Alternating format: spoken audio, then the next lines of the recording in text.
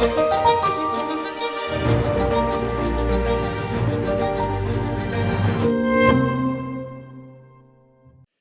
following is a conversation with Luis Fiallo, former executive of China Telecom and the president of a startup company working on Chinese market.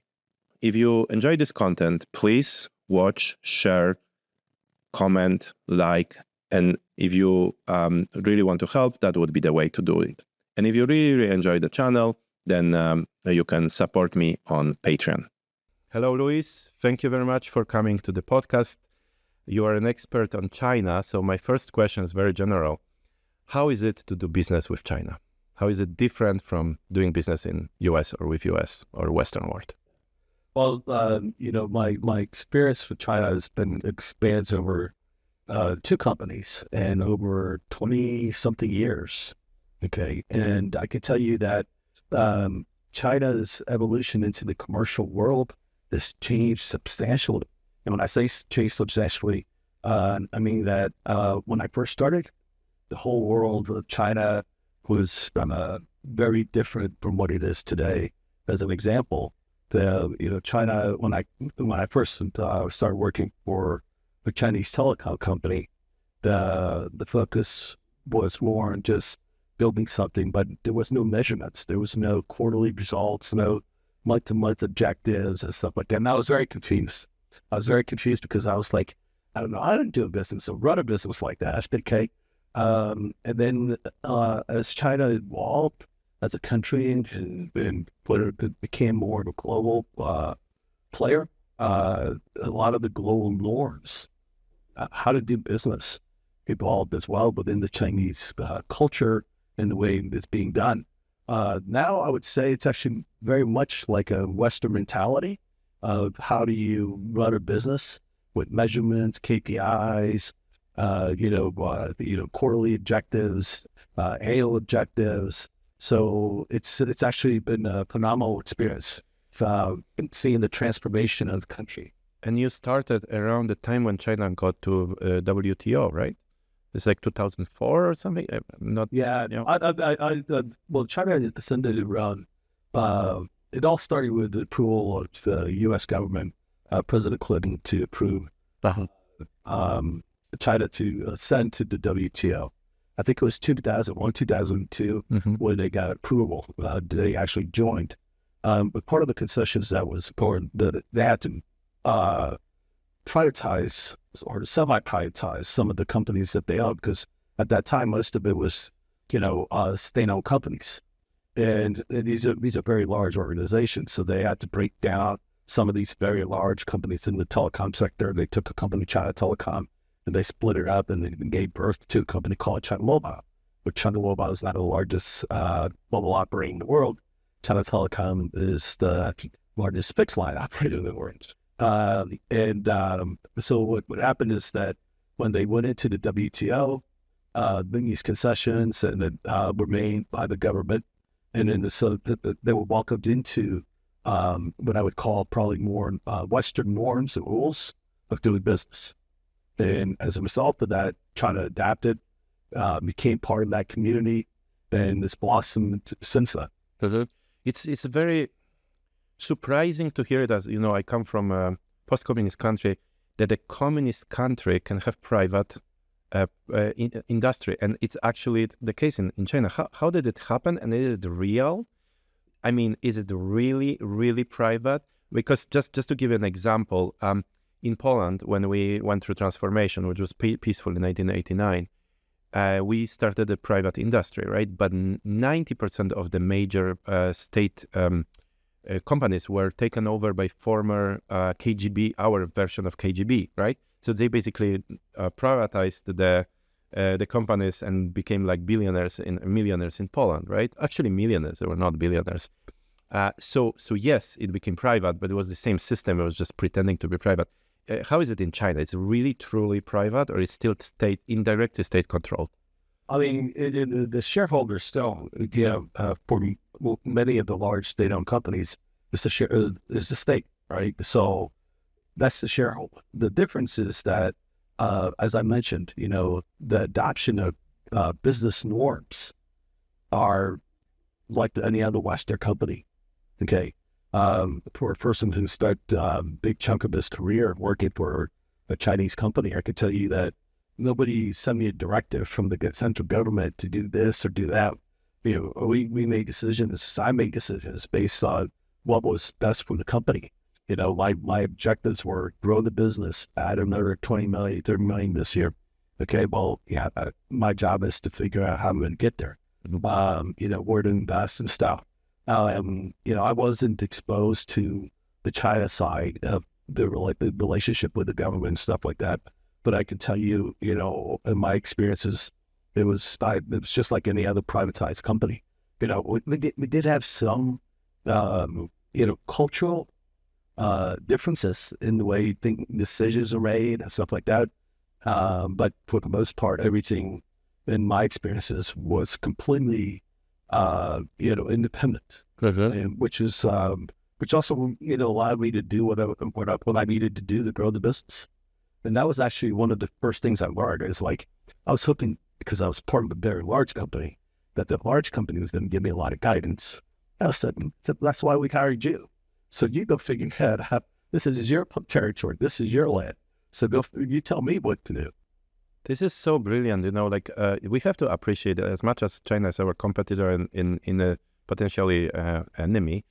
It is amazing how they figure out. This is the first time the communist country figures out a combination of capitalism, open market with these communist ideas, right? So basically what was the biggest problem in a traditional socialist society was that nobody actually worked, because if you did work hard or you did nothing, you were rewarded exactly the same. It's basically the concept of equity. Whatever you do, you get the same outcomes, right? You can be lazy or you can be hardworking, you get the same salary. So there was no incentive to work hard, and everybody was lazy, and therefore everybody was paid very little because there was no productivity. It doesn't seem to be the case at all. From what I hear, for example, Cook just, the CEO of Apple just said that, well, it's all good to move manufacturing to US. We're very happy to do that. The problem is where we are going to find a skilled workforce. First of all, he didn't say it this way, but what he meant, he said, first of all, there will be problem with skill, and second, there will be problem with work ethics. There's two things which will immediately happen if we move to the US, right? We cannot expect this kind of commitment. So how does it work? Do people get properly rewarded, like in a capitalist system? So if you work harder, you get way more money. If you're a good executive, you get like $1 million of awards, like in the West, or it's limited, So you brought up a good point. So there's first of all, in the state-owned enterprises, okay, you get rewarded bonuses, you get shares and everything else like that, okay. But there are private companies, very large private companies in China, Alibaba, Baidu, Tencent, just to give you a couple names, right? And there's a whole bunch of unicorn companies behind that, okay. In those companies, you get even more reward, okay. But there's a commitment to building something. There's a commitment to growing a business. I would say the state-owned enterprises lack a little bit of that, but they do have a commitment to grow the business, because there's a replacement. You could replace them. You can't do your job. It's not like you're sitting there and you're just waiting for the next paycheck. Like I tell you, one of the things is that I would be stressed, because a lot of the stuff is, it's just like any other American company or a Western company. You have to meet your goals. You have to figure out how to go about it, how to do it. And you touched on the fact that how did China do it? That's the number one question I get. I've had the privilege of dealing with a lot of heads of state from Latin America. And one question I always get, how is China do that? Well, it's planned economy, right? Everything is planned out. Everything is thought out. Okay, they have these revolving 5-year plans that they would release, and they tell the world, I say, this is what we're going to do, okay? And they invest in that. They focus on that. That doesn't mean other things don't get done, but that's where the central government pushes. And I think that's the way it's been able to, develop the country into bigger, in some, there's a famous book called China Inc. by a guy named Ted Fishman. He's who I met. He's a great guy. And when I talked to him and when I read his book, and I used to actually have him speak in the U.S. about China Inc. The best way to think about it is China's a company, right? And there's different parts of the company, okay? One of them may be in the telecom industry, okay? And the government, central, in this case, the central government, which is the organization that runs the country company, okay, decides that they want to invest in technology in the 5G or quantum computing or something like that. That telecom company executes against that wish, right? But that's how it's been able to grow, okay, because it's been planned out, right? It's a little bit different where if in the Western world, the government tells you where to invest your money, where you do something, there might be some challenges. But it's not only for the state-owned companies. These plans are available to anybody, predominantly Chinese companies, but people that are there that want to do something there, okay, and that are investing in there. So that's why they run. That's why there's such a large commitment, and they're still migrating from a manufacturing country to a technology information country, and partially is because there's the upward mobility is happening. When I started doing business in China in the late 90s, there was a lot less money. Now people have money. Mm-hmm. Yeah, well, it's so shocking to hear this planned economy, because the last time it was tried by Stalin and Lenin, 25 million people died of hunger. When it was tried by Mao, 65 million people died of hunger from planned economy, right? And then the third attempt right now seems to be working really, really well by basically combining this plan, you could always call it a strategic plan, right? With no intervention on an ideological basis, on Marxist, Leninist, Maoist basis, allowing people to actually innovate. It's very interesting and it's still surprising that it can possibly even work. So what do you mean by, I don't know enough about it, right? What do you mean exactly by these plans? Is it like the Communist Party meets and decides the plan for the next 5 years and then it is implemented by the supposedly private companies, which are... No, it's just a roadmap of how the country is going to evolve over the next 5 years, the areas that it is. I don't know the specifics as to, how it is, but it's approved. Okay, the central government approves it, okay, and then it's published and everything else. But I'm pretty confident there's a lot of smart people thinking, okay, what is it? It's a combination economic development and political motivation, right, is to balance it out, right? And the one thing that from my dealings in doing business in China, well, people always say, people are not the most fear that I always have is the Chinese people run revolting against the government. And why? Because the history has always shown that that's how it is. Changes in government happen when the people revolt. Okay, and the current China is, is a good example. All right, so you have to keep people happy. You got to give them opportunity. You got to give them hope. And I think in the last 20 years, you've seen a tremendous amount of that happening. People are, they have continued to grow and develop and have money and explore the world and stuff like that. Before that wasn't happening. But, it was very few people from China experiencing that world. There is no question about the unbelievable success, right? It's a completely agrarian society within 50 years, even less than that, developing into industrialized society, going through industrial revolution in 10, 20 years, and then going into the service and technology innovation in the next 20. It's just unbelievable, and it's shocking that it works. Do you think it has something to do with the work ethics? And, let me just give you another anecdote, maybe I'll cut it out, but it's a real story. So when I was a PhD student in Canada, we had about half of our lab was Chinese or Asian, but usually Chinese. And we had also the Canadians, right? And with exception of one Canadian, all Canadians were chilling out. They were having fun. They were not really working hard, maybe 3 hours, 5 hours a day in the lab.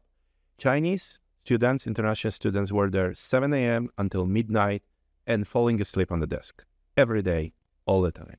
And then, of course, all of these super smart Chinese international students are now like at Google and so on, like making millions, or actually many of them came back to China and are building their own companies. So the dedication to work and hard work was uncomparable with the West. Uncomparable. This is Canada. I don't know about US, if it would be similar. There is also this 996 culture, right, about work. So can you maybe tell us what's your experience with this? So first of all, let me talk a little bit about, the way that people are taught. When you're born, we're not born with genes that tell us how to act in our society. Our parents, our society, our community, our grandparents, our cousins, our friends, they influence us, right? One thing I have to tell you that the Chinese person knows from the beginning is that it's a very competitive world in China. Okay. You learn to compete. Okay. You're not necessarily, your immediate family is your core, but everything outside of that, you got to understand, you're going to be competing for that job. You're going to be competing to get into that university. You're competing to get ahead, get a visibility, get opportunities. Okay. Because as you grow and you become a person and you develop who you are, okay, your level of competition. So that's ingrained in you, right? That's ingrained in you that you have to stay ahead, you have to work.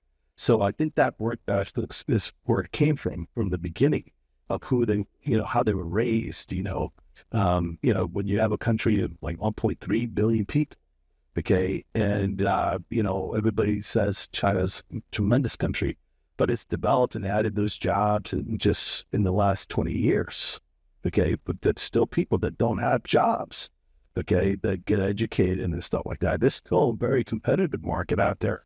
So you have to learn how to do that. And then what do? You carry that forward when you're employed, okay? I can't say everybody is of the mentality, I got to win. It's different because in the U.S., we think a lot about winning, okay? Over there, they think about reaching their objectives, okay? It's a different mentality. People may say it's the same result, but it's different. I think over the last 5 years or 8 years, you've seen a lot more changes to developing, getting profit, winning, owning market share, all those things. But you got to remember, 20 years ago, when I first started working at a Chinese company, they were just coming out of where in the Chinese world, women had different, one lace haircut. Okay, you wore green uniform to work or blue uniform to work, depending on what type of company industry you're in, right? So all those things change. And, and so it's a phenomenal experience to see transformation of action. Mm-hmm. I've been a few times in China, for the first time in 2007 and 2019 again, just 12 years. The difference was unbelievable. I don't know if people realize how super advanced China is right now. Like it's just, we are so behind. If you look around, if you just look around, it's like you can take, basically everything happens on a mobile phone, right? Like you can pay for everything in a grocery shop on a side of a street, you pay with a mobile phone. Everything is done through this WeChat app and other apps, right? There is 3 million cameras which are monitoring every move you're doing. So there's no way, like the crime is like zero. Basically super safe because of this, and of course it's against the liberties, but this is China, let's remember, right? So but it's super efficient in this respect. It's just the technologies, the trains, and the culture is 5,000 years long culture, which people US is 250, China is 5,000 continuous existence with almost no breaks except for like this crises, right? Like when there were fights, internal fights, or when there was occupation by colonial powers. But in general, China is a continuous 5,000 years. And it's just unbelievable. I highly recommend for people to just go and see what we are competing with, who we are competing with, because we are in trouble. We are in trouble. I don't know if we're in trouble. I think, I think there's a misunderstanding in the world. Yeah. China in its place. Okay. I was raised in the U.S., so I'm an American. But I could tell you that my experiences is working for American companies was no difference from working for a Chinese company. There was some differences in decision making and stuff like that, but outside of them, abnormality when I first started, right? Because I mean, working for a Chinese company around 2004 was a lot different. I actually went earlier. I took an American company into China in the late 90s, okay? And that was, that was the old China, okay? And, things were really, from that 4-year period, when from what I originally took an American company into then joining the Chinese company, it was drastically different, okay, in just 4 years. I think the Chinese economy and the people in general, they want to be part of the rest of the world, okay? They want to contribute to the world. They take a lot of pride in working on projects outside of China as well. We did a lot of works in South America and in helping, build infrastructure and stuff like that. That was the motivation, was to, one, generate revenues, two, to help. Mm-hmm. Okay. And I can tell you that especially in Latin American countries, okay, there's a lot of demand for that expertise. China itself went through a lot of transformation. So I'll give you a good example. China was invested a lot on smart city technology. Why did they do that? They did it because of necessity. They did it because in their society, they had so many people with limited, natural resources. They needed to optimize the use of those natural resources, okay? They were building for the first time infrastructure, right? We're a little bit different because we built our infrastructure a long time ago. Okay, now we have to enhance it. We have to improve it. Some of it's actually falling apart in the U.S. Okay, so we have to catch up on that side. But when you're building for the first time as a modern version of China, you build a smart train, those bullet trains that get you, so many thousand kilometers, so fast that transport you. So those are I think that's where you're seeing the difference between what China was able to do and why they were able to do. And again, and also tied to a controlled central government managing, the direction of the country. Yeah, but what I meant by we are in trouble, I meant basically that. I meant that we are behind in infrastructure, it seems. When you look at the metro in New York, compared to Shanghai infrastructure, is just like going to a science fiction novel. And that's becomes a big problem, right? If the world sees a very innovative, different than Western culture, then the Western culture doesn't have this promise of prosperity, and is no longer, the soft power disappears, right? The idea that we want to be like US, now many people will say we want to be like China instead of we want to be like US. I think you're, I would also say that other countries like Dubai, okay, people look at those places and say, I want to be there, okay. The difference is that there's always going to be a country that's going to be innovative and adapting new technologies, right? The problem is that the older countries, and I don't know, I don't think we should consider the U.S. an old country, but it needs to catch up on certain aspects to better serve the community. I mean, the New York train system, it needs a little bit of cleaning up and a little bit more elbow grease to fix it up. But the reality is that it gets people around. Okay, it's been doing it for a long time, right? So somebody built it and said, hey, look, this is the way New York is doing it. Okay, so let's make it better. Okay, that's the difference. China is not trying to be New York. Okay, they're trying to be Shanghai. And they want to have, and their problem is they have a lot more people than these. Okay, you've been there. Right? You see the train station, and when it lines up, one behind another, it's sort of like a social norm that you got to do it. And I was just in New York this week, And I can tell you that the people were not lining up. Okay, the people just going to get on the train.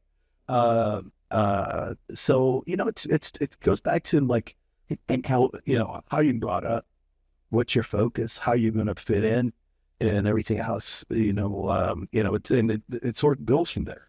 Mhm. And let's go back to this culture of work, this 996. So again, maybe a comparison. By the way, in the later part of this talk, I want to be a little bit more positive about US because I'm super fascinated with US. I'm right now just criticizing it to see to point out the differences. But I think there is a lot of things which US does better and will win ultimately the competition because of that. But coming back to this 996, right?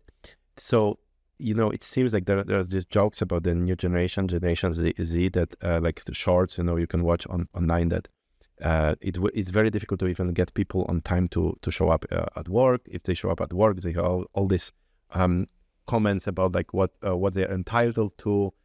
You cannot really criticize the quality of their work and so on because they will be like upset and so on. And it seems like China has exactly the opposite, more, let's say, traditional structure, that people are actually super dedicated and maybe even over dedicated. It doesn't result in like a burnout. Like if you are working this 996, maybe you can explain what it is. This 996. So the 996 is not across every industry and every type of company. The 996 is primarily on the unicorn companies, OTT, the big companies where they're pushing and rewarding. You also get paid, right? So it's a trade-off. Do you want to work in that kind of company or do you not, right? And the second part of it is projects, okay? It's exciting. I bet if we took a survey of companies out of Silicon Valley that are starting up, I'm pretty confident they're working 996 hours, maybe 997. Yeah. Okay. They just, in China, things are much more clumped as far as names. Okay. So the 996, because, the government didn't want to have people be abused by work, right? So they said, okay, companies will follow these rules for 996. Okay. And that's how it came about, right? Our government would never say, hey, you got to follow these rules to get people to work more. Right? It just wouldn't work that way.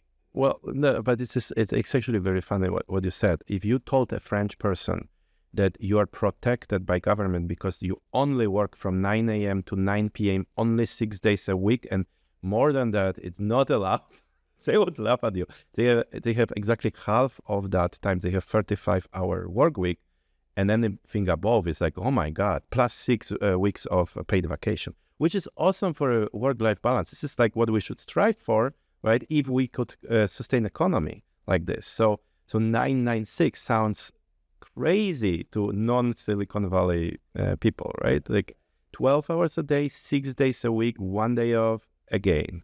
So this, I agree with you with the Silicon Valley, but outside of this, there would be rebellion on the streets, if that was a law. I mean, and also at the end of the day, there's a level of competition that, for jobs, there's a level of competition globally to fit in, to take your products and be accepted around the world. Okay. So they're working from behind. Okay. People don't understand all those products and services that are being developed there. And, maybe it's great technology. Okay. But you got to adapt it, and it's got to be accepted around the world, just not inside of China. So the amount of work that's required to do that is pretty substantial. And also they want to run a profitable company too, right? So you can add another, 1,000 employees, but sooner or later you're not going to be running a profitable company. Okay, so the team that's there is rewarded. There's a sense of accomplishment. You're competing. You're not only competing globally, but you're also competing domestically for the same consumer base there. Okay, so it's all related to what your goals are and everything else. And like I said, I don't think, Silicon Valley is a good example, right? Where that kind of, and there's pockets in New York, DC, the When we think about DC, I think there's people that work really committed, but it's really what you want to do. You want to work at a job where you're pushing paper from one location to the next. That's not going to get you into the 996 community. But if you want to work on a project where you're solving, the things related to quantum computing and how to move information between two quantum computers, okay, you might be thinking about it 24/7. Okay, that problem, right? Okay, and you may be doing it at the office with your colleagues 996 hours. Mm-hmm. But the amount of work thinking, okay, that problem solving is enticing, right? Regardless of who you are, it's that person who wants to be part of that ecosystem, of that environment, that are committed to that kind of projects. Yeah. I don't want to be like too disparaging about the U.S. workforce, because it's of course there is a percentage which works so hard that we can't imagine. Like young lawyers work insane hours, like young executives or executives in general, doctors, physicians in hospitals, the startup companies. So of course, I just mean in general as a society, right? So I think maybe 80% of people would rather have a very cozy job, which is natural, everybody would like it, than to dedicate and sacrifice his family life for this.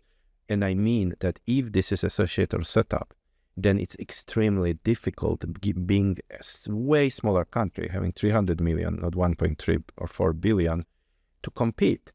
Because it was easy to compete when Chinese companies were basically manufacturing low-skilled jobs, but now they are not.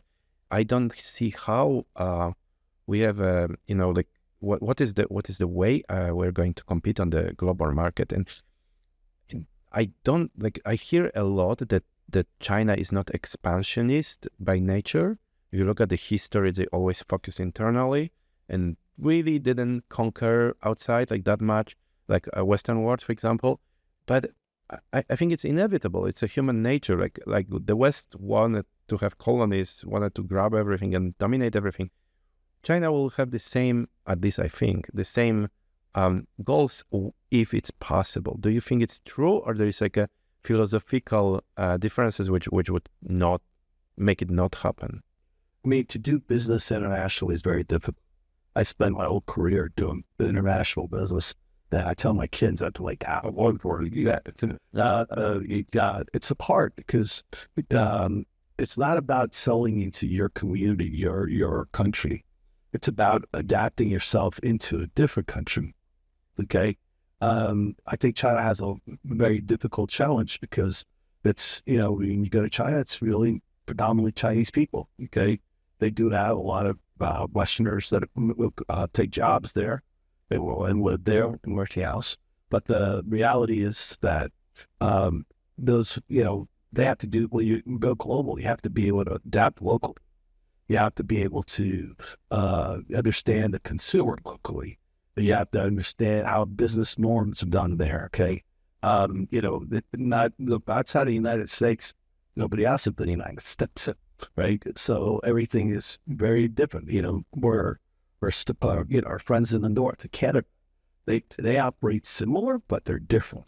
Okay, you got to understand, the rules, the laws, the norms. You got to understand how people get motivated. What does it take?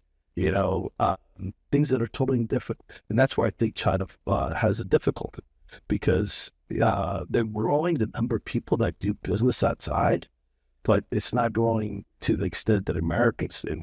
I think American companies, when they thinking of a product, I'm going to build this, but how am I going to set that up in South America? How am I going to set that up in Europe? How am I going to do this in Asia? Okay. That's how they're thinking from day one. All right.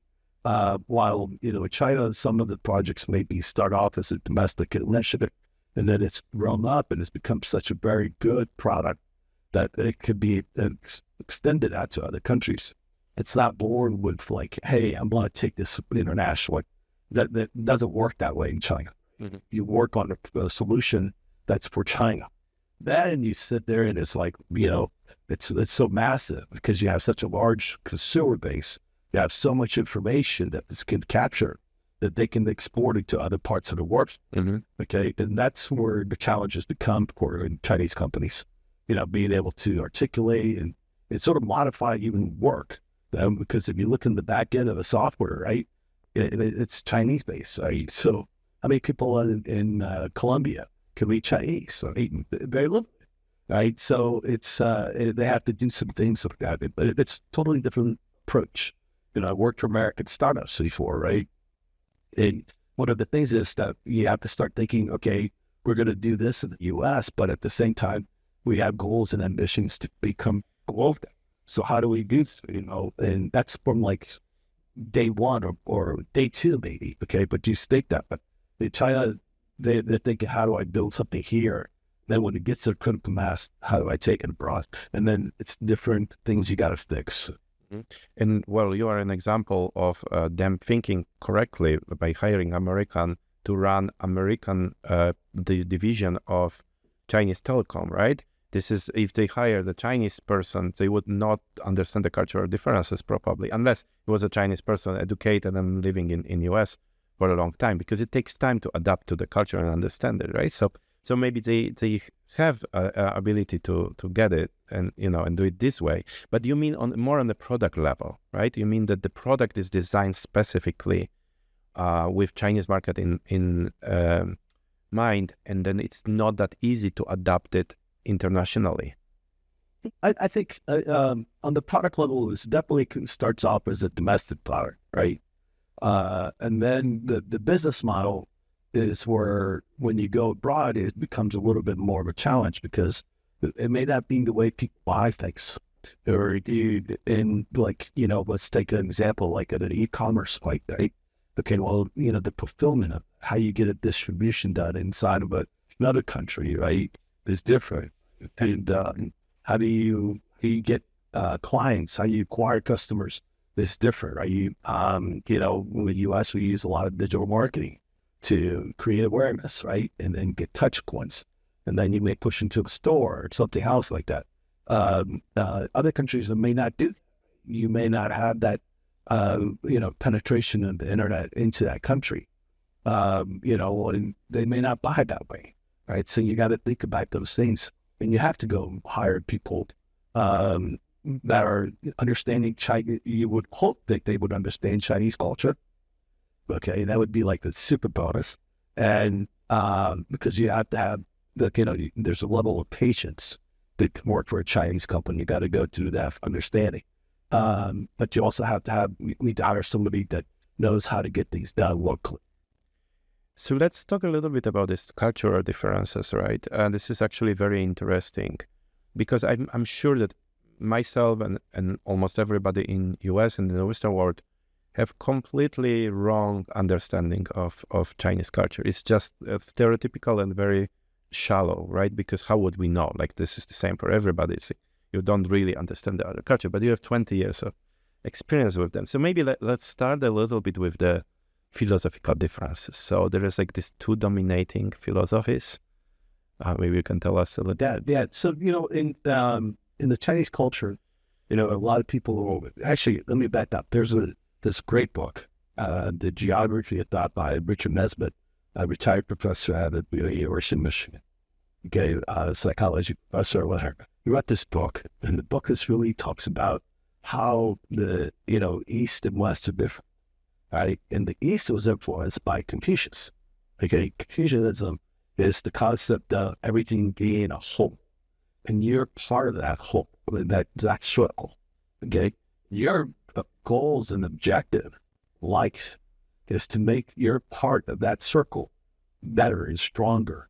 Because what happens is it makes the circle bigger.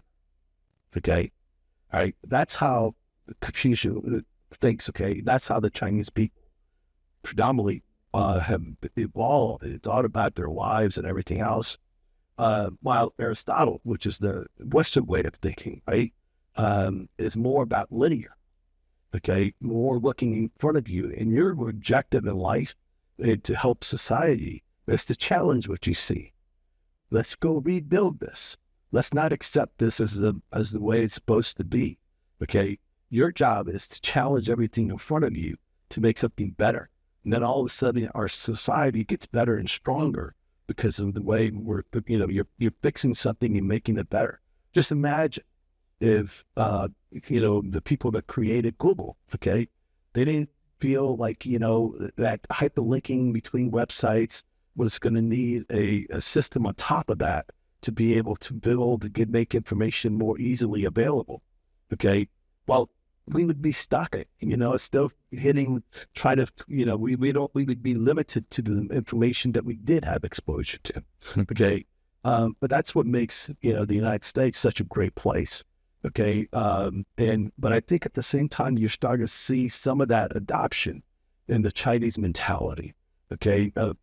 They still believe in totality of, being in a harmonious circle. Okay. But they actually have to realize the commercial side and the marketing business side of the world that they live in. Okay. They have to also be able to challenge what they see in front of themselves, and not only challenge them what they see, in front of themselves in China, but what they see around the world. Where are the opportunities? Okay. And that's what people sort of are gravitating. So I think they'll never bring those philosophical differences into one, but you're seeing adoption is in order to accommodate the objectives that you want. If you want to work in a world where commerce is predominantly running your society, everybody's working towards those objectives. You got to sort of follow a little bit of Aristotle's side. While in the Chinese, the cultural aspect is how do you work among yourselves, okay? Mm-hmm. But still following that Aristotle concept of challenging what's in front of you, Mm-hmm. okay, linear, right? It's much more thinking this way. And, there's different challenges, but they're starting to sort of commingle, and that's tied together with commerce. Yeah, this is fascinating because if you think historically, the Western system of values clearly won. So first of all, the Enlightenment developed the ideas which were unheard of before, the ideas of human rights, the ideas of individual freedoms. This was something which was so absent even in the Western world earlier, like in the Middle Ages, that it basically was so revolutionary that it brought prosperity to the world through individualism and through individual competition and so on. But there were some things lost on that path toward individualism. Like first you can have a chronic capitalism, right? You can have such a level of individualism that people who are unable to compete for whatever reason are completely excluded and destroyed economically, right? So that's one risk. And there is other risk, the overwork, the psychological risks of individualists taking over any connection with community, which we see now, right? Like the disconnection, the mental health issues among young people. This all comes from like not having the community around you. So Confucianism, my very limited understanding, kind of stresses this other non-individual part. It's more about your contribution, what you can contribute to society, rather than what you can get from society to personally progress. So but as we know, this competition of independent agents actually fosters innovation very well. That's why US was so successful. And then what seems to happen, maybe you are in a moment of synergic process between the East and the West, of everybody borrowing, like of them borrowing this idea of individual pursuit for competition, like Aristotelian, let's say, or more like Enlightenment. And we should look very carefully at these ideas from Confucianism and Taoism of harmony and connection with society, which is a kind of like a basis of a conservative movement, I would say, more than progressive movement, right? It seems, although there's some in progressive, there's some focus on belonging to a group, but it's more about identity politics than like the traditional system, right? So do you think, like if we had to compare, do you think Confucianism is more like American conservatism, or it's so different that you can't really?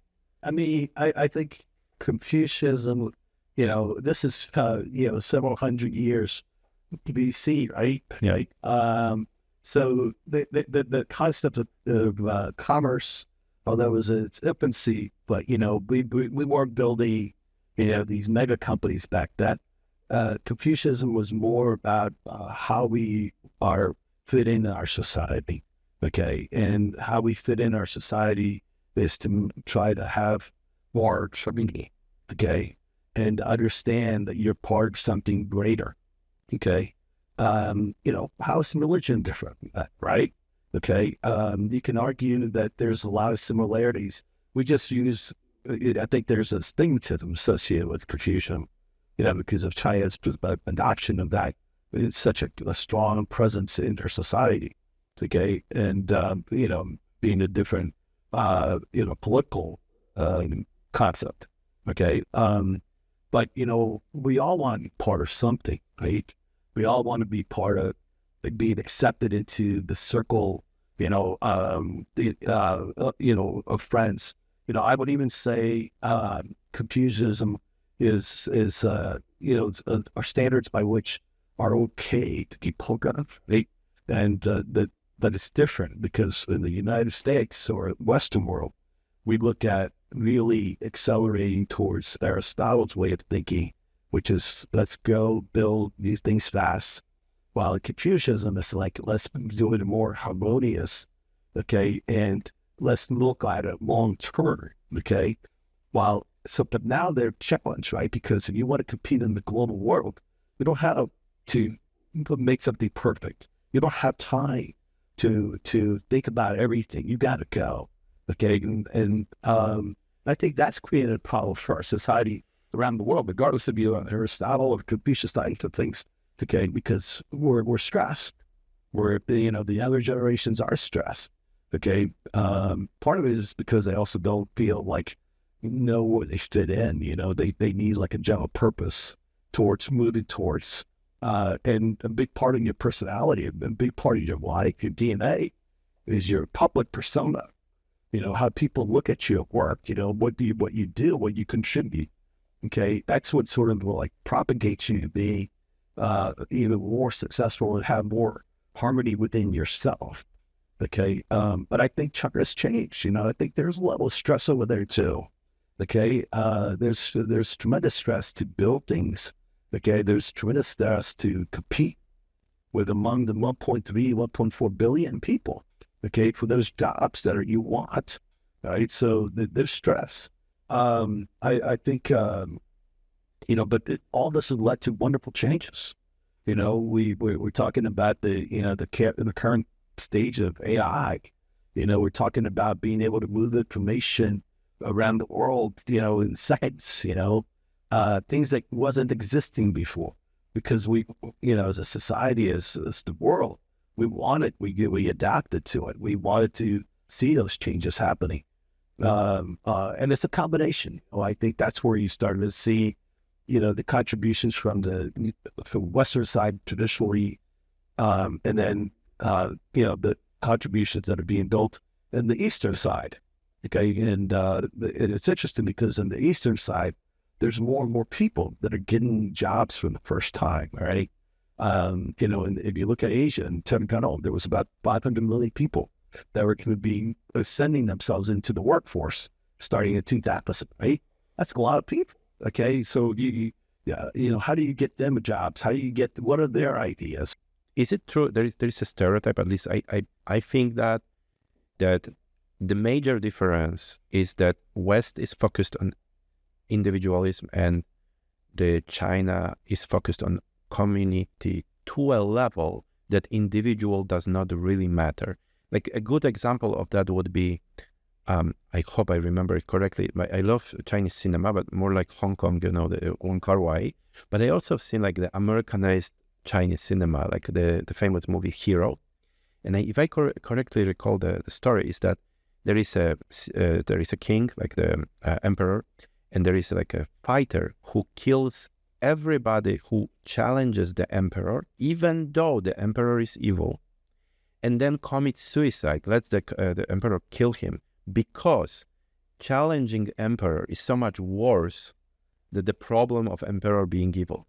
So it's basically a self-sacrifice for the, let's say, common good or for the empire, on a level which for us would be immoral, right? If it was our story, it would be like the hero is somebody who fights against the evil emperor, kills him and becomes a good emperor. That would be our archetype, right? Their archetype is the existence of empire. It is justified by history, right? Whenever the empire of China, Changguo, didn't exist, it was a total nightmare. The civil wars were deadly. So do you feel that, like, when you work with Chinese people, do you feel like this self-sacrifice? I don't think that, I think they want to be happy, okay? And happiness is different from different people based on what you expect, okay? And happiness is, having, good health, good family, good job that supports your family, okay? I think that's where a lot of that thinking. But at the same time, I think that's prevalent in the United States. The difference is that there's a stronger level of individualism to get to that happiness, okay? But so then what happens? It's like you may end up being by yourself because you can't maintain a family. You can't stay married and stuff like that, right? So I think there's no perfect answer to, what is the right way. It's just where we're comfortable, right? And what you're taught when you're beginning of your life, how you're going to fit into society. What is society? Why do you go to work?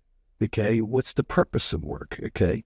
I think in the Western world, we go to work because, we've got to make money to take care of our family. Okay. In the Eastern world, you go to work to make money as well to take care of our family, but to reach happiness, okay, which is combined with other things, your health, the harmony, the spiritual side of things. I don't think we have that too much in the Western world because we're so focused on winning. We're so focused on looking at things. A good example is if you look at a picture, right? A Western person will probably tell you, hey, pictures with fish, right? Will tell you, hey, those are two fish. One is the head of the other one, and that's it. An Eastern person will look at a picture and say, look at that coral behind there. That's beautiful over there in the lab. That's a little darker. What's going on over there? Okay. And then they'll notice the fish, right? It's a totally different way of thinking, okay? Because it's how we're brought up, how we're thought we're supposed to think about things. So do you think that in the East, people would rather have safety and prosperity than freedom? So what I mean, like, I have a feeling, I'm kind of new to US, but I have a feeling that a typical American mentality would be, I would rather have a Wild West and a gun and freedom of going anywhere than have a very, very organized but limited freedom society. Yeah. Is this I think in the Western world, I think we want to have opportunity. Okay, we want freedom, but we want to have opportunity, and that's what the world looks at the U.S. at. Right? There's an opportunity. There's an opportunity.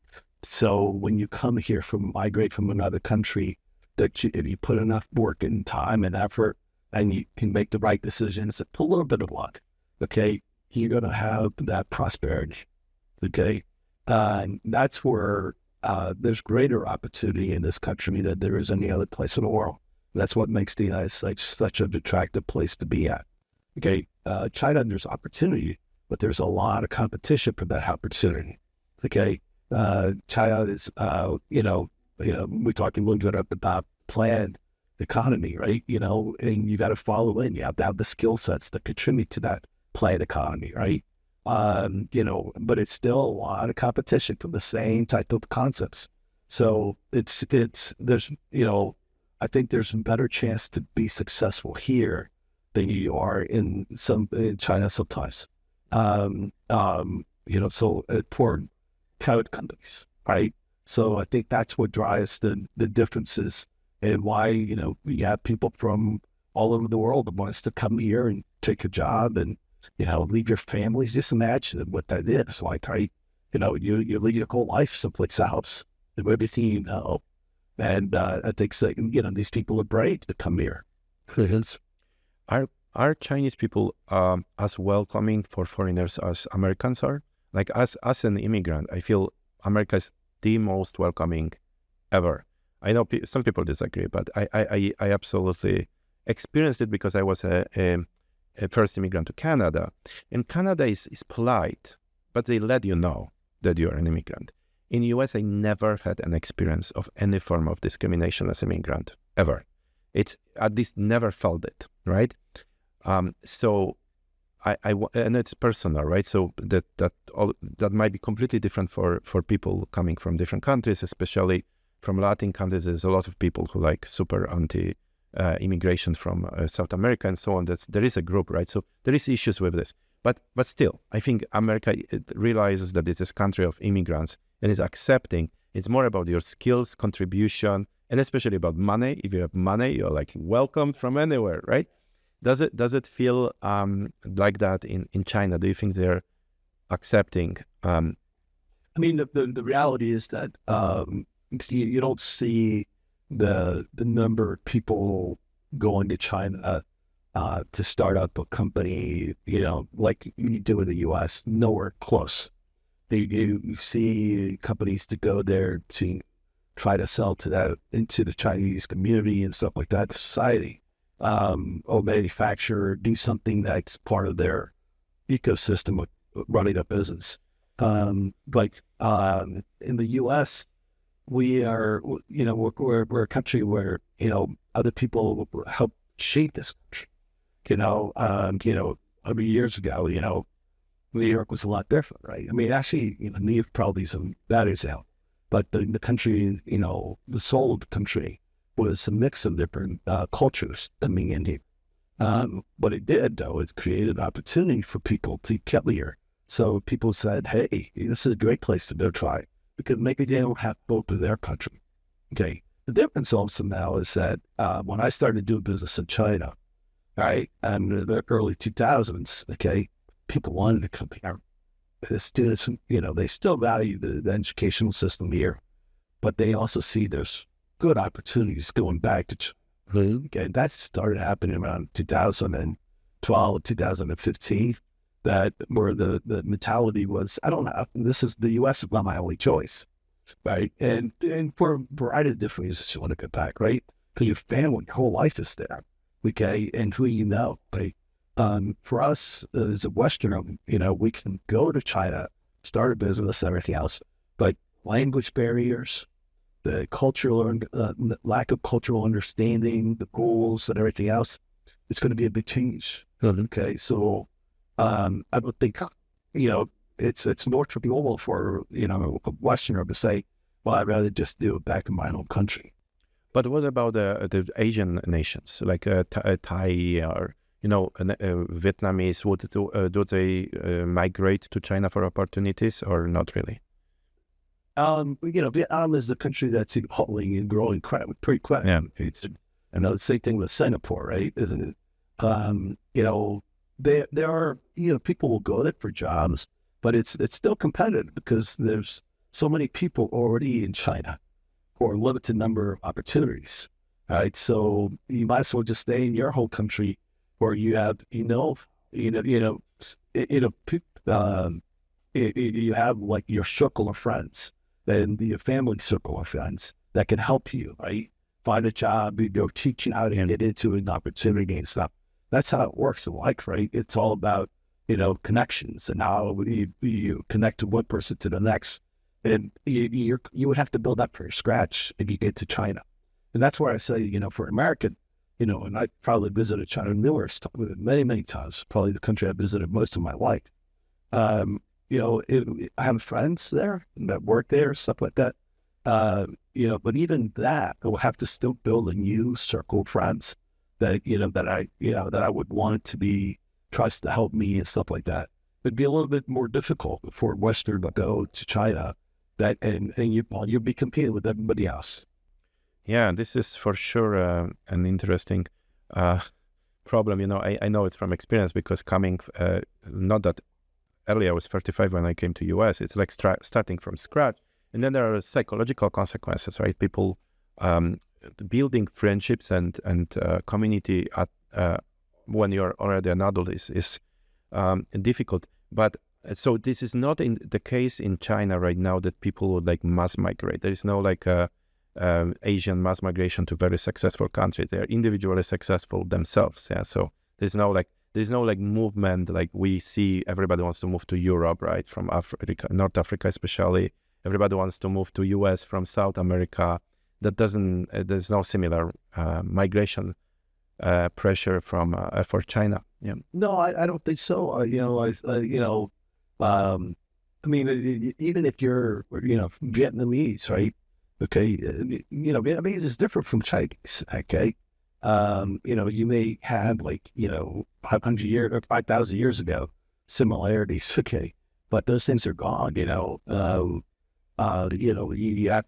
have to start up again. And it's harder because there's so much more competition in China than it is in the United States. So the U.S. the opportunity, in my view, is greater in the United States than it is in China. Mm-hmm. How about the time perspective on time? So what I mean by that, even I come from a country which is 1,000 years old. Notice the difference in US between the perception of time and planning and Europe. So for example, people say, we will say like, oh, this building is so old, it's 50 years, right? Which is so funny when you think about 12th century rotunda in my town, right? Or another thing would be like, oh, this is an old movie. It was released 5 years ago, right? And that translates to a perception of history. This is because this is a young country, right? 250 years sounds like a lot of time. So, for example, from China's perspective, when British got the Hong Kong as a colony deal for 99 years, for them it was probably considered eternity, right? They were like, oh, 99 years is so long. It's basically same as forever. And it ended up not being forever, right? Hong Kong is back in China after 99 years of lease or whatever it was the agreement. Do you see that the perception of time being like in centuries or decades of planning rather than months and maximum years? I think it goes back to the philosophical way of thinking that you're taught, right?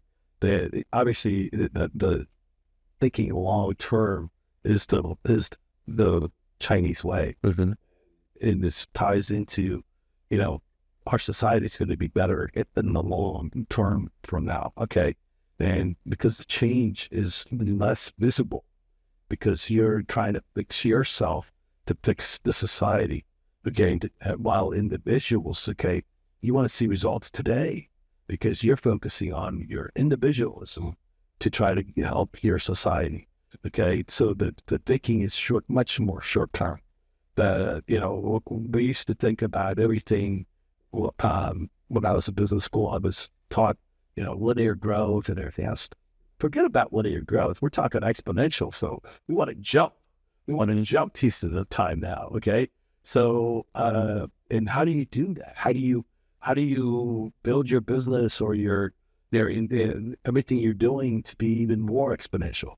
I think, and maybe we'll look back at this and say, was that the right way to think? Because you've given up something. You've given up a period of time because you're trying to cut out time. You're trying to make it short. Okay.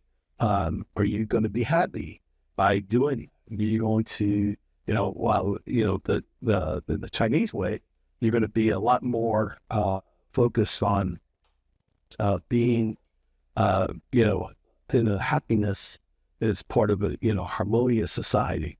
So to me, time is important, but it's just a big difference. And in the Western world, we're pushing even, like I said, exponential growth.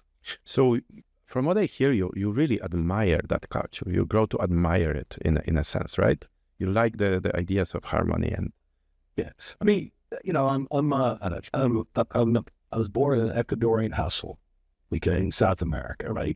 I came here when I was a very young kid. Okay, my parents, I would say Latin American people, we believe in family, we believe in traditions, we believe in happiness. And those are the core values that I was taught. But I was raised in the U.S., right? So my way of thinking and doing business is much more on the Aristotle side of things. Okay, so I do understand the value of doing things on a linear and the way I think is a systematic way, right? I like to break down the problem and solve it into smaller pieces so I can do something with it, right? What I've learned about the Chinese or Asian culture is that, and I had to learn this because I had to motivate people who are Chinese.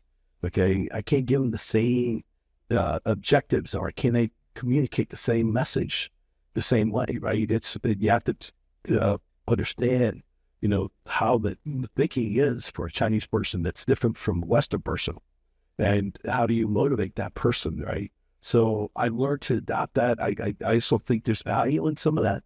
Do we need to you know, really struggle with our lives to just move ahead a little bit? There's the meaning of life and all sorts of other things that come into play. And, in the U.S., we struggle, the younger generations, I'm told, that are, struggling with, anxiety and everything else. I was raised to be happy. Okay. My parents, when I came to the States, it was much more like, just enjoy, fit into the world, play Americans football, do all these other things, and you'll be happy. And I was. I didn't have the pressures of let's go be, let's go, be the top student in your class and everything else. There was expectations that I needed to be. Okay, but it was different. I think today in the U.S. society, there's a lot of pressure we put on children that creates, their own pressure when they get to college, when they get into the work world and everything else, and it compounds and gets more difficult. I think it's important for people to have an understanding of a home base. Okay, where do you go when you need to have a moment? Okay, and you need to be able to take a break. You need to be able to take a breather to really sort of, reset yourself. And how do you do that? I think it's sort of the challenge we face in our society today. Yeah, I'm struggling to understand whether the causes of the crisis of meaning, purpose, mental health are only or mainly caused by the societal pressure for success and the economical situation of the new generations, which are not as well off, definitely not as well. They don't have as a good start as the earlier generations. This is kind of clear. Or it is other causes. And I'm leaning toward other societal issues, like the divorce rate, the abandoned families, the single mothers, and the social media. And the reason why I'm thinking it might be more than the typical answer, which is economical, is because even though the current generation, let's say Generation Z, is not such a good start as their parents, both generations are way better than any previous generation in history. So it was much harder to grow up in 1920s, let's say, and then you went through a war. That's an addition to that, right? It was very hard to grow through 1950s for vast portion of society. Like anybody who was a person of color, any woman, it was so much harder. And yet, people didn't, according to historical records, there was no such a level of mental health issue. There was no such level of depression, of loss of purpose. So it must be other than economical issue. It must be somehow related to the society itself, to the structure of society itself. I don't know what is the answer. I'm just wondering, In my view, you brought up a couple of things. It's easy to get divorced, right?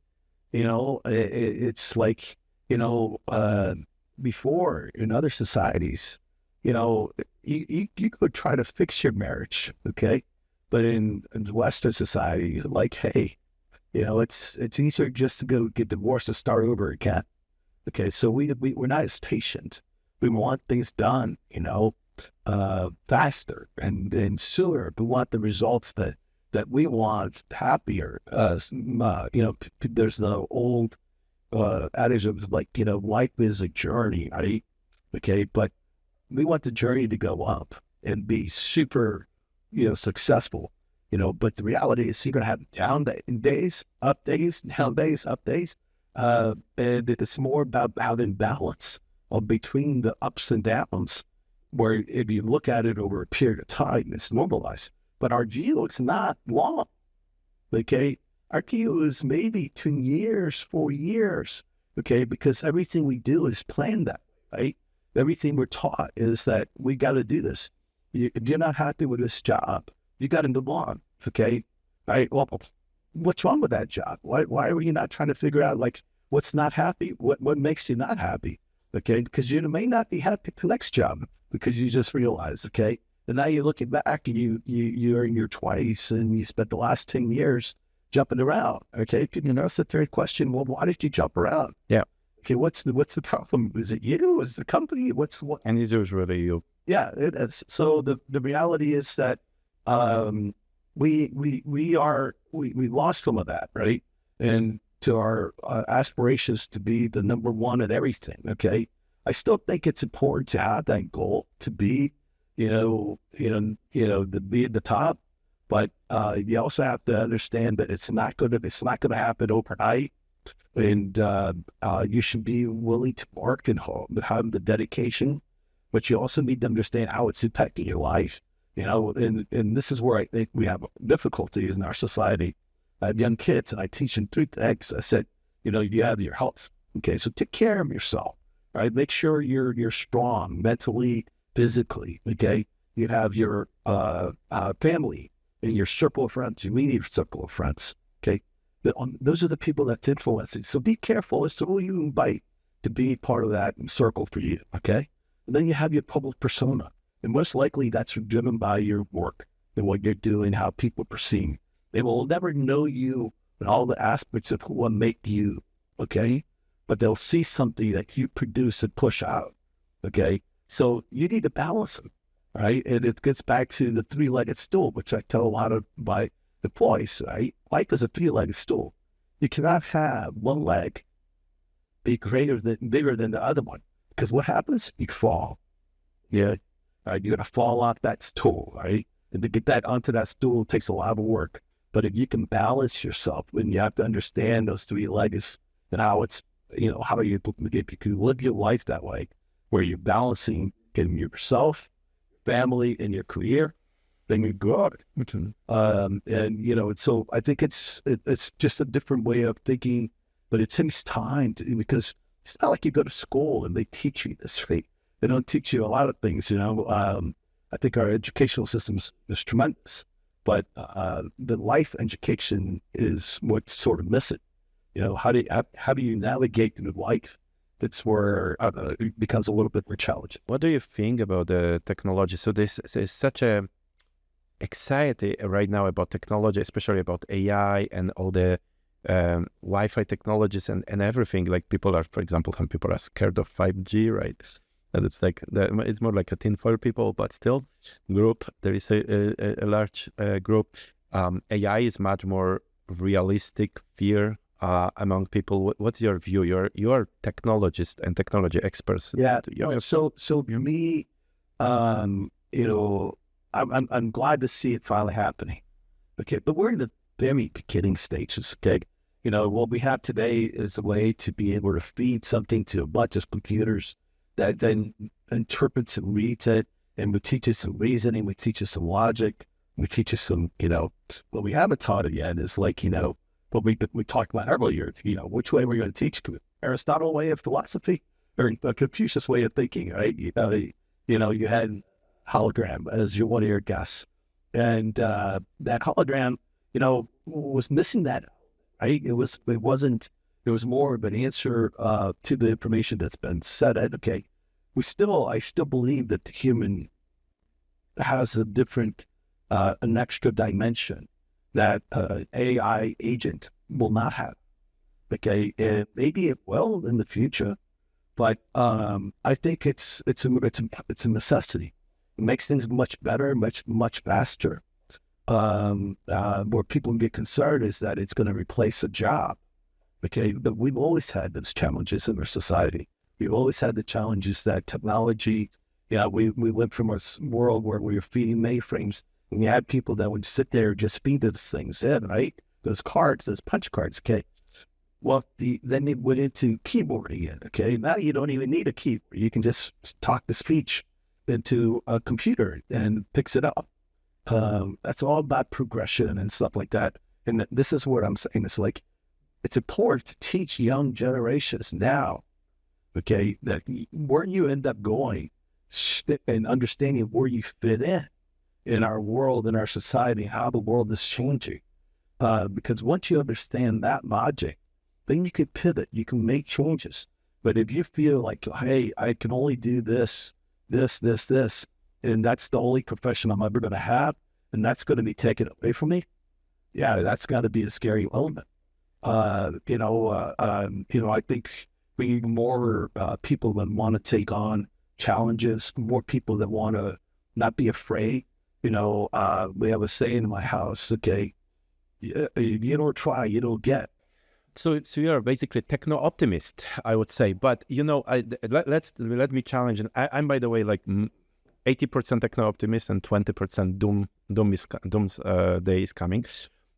But let's do a devil's advocate a little bit here. So yes, historically, whenever a new technology popped up, people lost their original jobs and were able over time, with maybe some crisis in between, to adapt to the situation. Like the buggy drivers became car drivers, the punch card feeders became programmers, and so on.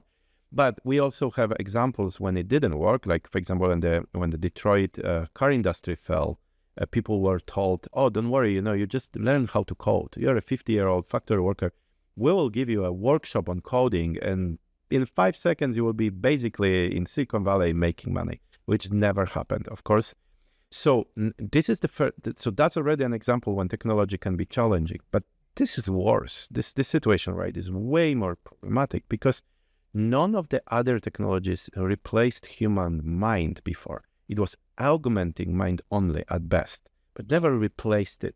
And we are about to enter an era where agentic AIs are basically capable of doing literally anything. So in a longer term, in a 20-year term, there is really no reason for labor at all. I don't see how labor would be needed literally at all. So it's not that you need to change your job. It's that why would there be any job needed? And that might lead to a society of abundance when everybody is not required to work because we share the benefits of this agentic AI. That's a very positive view. Or it can lead to people being obsolete and only with millionaires and multimillionaires who own the AIs making money from that agentic AIs, from these robots, in an unlimited way. So do you see that, how is a society going to adapt to the fact that we are getting equal or better zero-cost labor on the market soon? Or do you think it's just not going to happen at this? I understand your what you're saying, and in a certain way I agree, but I am optimistic a lot more about that. Okay, let me explain to you why. So for me, somebody has to teach that agent to have reason. Okay, all right, and and there is science that computers can teach each other. Okay. When you look at the internet today, according to Cisco, the fastest growing segment of data communications is machine-to-machine learning. I mean, machine-to-machine communications. It's not like you and I sending emails, right? Or downloading videos or anything else. It's machine talking to another machine, and we don't see that work, okay? And in the future, you may have AI agent talking to another AI agent, but somebody has to teach reasoning, okay? I don't think we've solved that problem from a technical perspective. Okay, somebody has to teach them what it means to be sympathetic. My current company today, we've developed for our wireless customers an ability to have an agent to be able to talk to you and help you move your number over to us. Okay. And part of that, when we look at that technology, we made into it purposefully pauses for like a person would deal with when you're getting information. Okay. We're teaching it to be polite. We're teaching it a lot of different things so it can assimilate, because the reality is nobody's going to want to talk to a machine. Okay. But those things take time. Those things, they're never going to learn, and that's going to get better. In 10 years from now, it might be even much better. But it's always going to require some type of human intervention. I think, going back to my comment about the land of opportunity, I think there will be changes. Okay, well, shit, right? There won't be some parts of our society, the older generation, who may need replaced, because they were working at a call center. Those people may deal with some complicated issues. Okay. But I think overall, it's better for our society to be able to utilize technology to help us. Just imagine if we didn't have the internet. Okay. When I started going to college, we talked about the hole punch thing. We did. We had that. Okay. And if you dropped it, oh, good luck. You're going to spend the whole afternoon figuring out the sequence of those punch cards and to make sure it works and everything else. I think the other part of it is there's so much information. Okay, it's impossible for a human to process all that information that's coming. Okay, but now you can give it into one of these agents who can process it much faster than you. And I'm not saying that the agent's going to make the decisions. You're going to make the decision. You're just going to have that information faster. I believe that that's the direction we're going to see a lot of technology. You don't think that we will be literally forbidden to make the decision? So imagine this situation right now. If you go to a doctor and doctor tells you something, and then you ask ChatGPT, and ChatGPT tells you something, you are likely to believe the doctor, the physician, and not ChatGPT. Or if a surgeon says, do you want me to do the operation or a robot? You will say, of course you, oh my God, you're like a word expert. I think within 10 years, it will be unthinkable for the human to be allowed to do surgery, because the number of mistakes, right, which you make in the decision process as a human will be tremendously more than robot. It will be forbidden to drive a car because the number of accidents humans cause compared to automatic car driving, it will be incomparable. And at the end of the day, we'll come to the conclusion that all-knowing, all-smart, completely devoted of emotional biases and other biases, AI makes better decisions in every possible aspect of everything than humans. So it might be considered outrageous to allow a person to decide something. Maybe we'll still keep it because we want to be humans, but in practical terms, I think you gave pretty drastic examples. Okay, so would you let an AI agent do heart surgery for you? I don't think anybody alive right now would allow that. Maybe the people that are born in the next 5 to 10 years, when they are seeing these AI agents be the ones that are sitting there talking to you in your bedroom when you're a little kid, and you got a little robot that's sort of being your buddy, and you feel more comfortable and you trust it. Okay, we just weren't raised that way, to trust that. Okay, but this is relatively new. Okay, even the internet's relatively new, right? The generations now, they don't watch regular TV, right? Okay, they watch whatever show they want when they want to stream. Right? Okay, and that's impacted the regular TV world. Okay, I think it's going to take some time. Yeah, but how long? 5 years? 10 years? I think by the time the person who's born 10 years from now is willing to accept that capability, okay, and then they're old enough to make that decision, we're looking 30, 40 years. Mm-hmm. Okay, I just don't see, and maybe you can compress it. The other thing that also be liability, right? Okay, I think that's going to limit some of that too. Okay, we don't have the laws that are caught up that says, okay, well, we're not going to do this. We're not going if you have an agent that's doing the surgery, you can't sue that institution, right? In like in Florida, there's a lot of people that have moved down there. The country, the state would have been bankrupt if they didn't change laws that protected doctors. Okay, but now you're talking about an AI agent, right? Mm-hmm. Okay, the laws are going to have to change. There's going to be more norms, and good or bad, government moves slow. Mm-hmm. Okay, they don't move fast, right? Especially U.S., right? It's going to take time and a lot of debate to figure out like what is acceptable and what's not acceptable and what are the guardrails.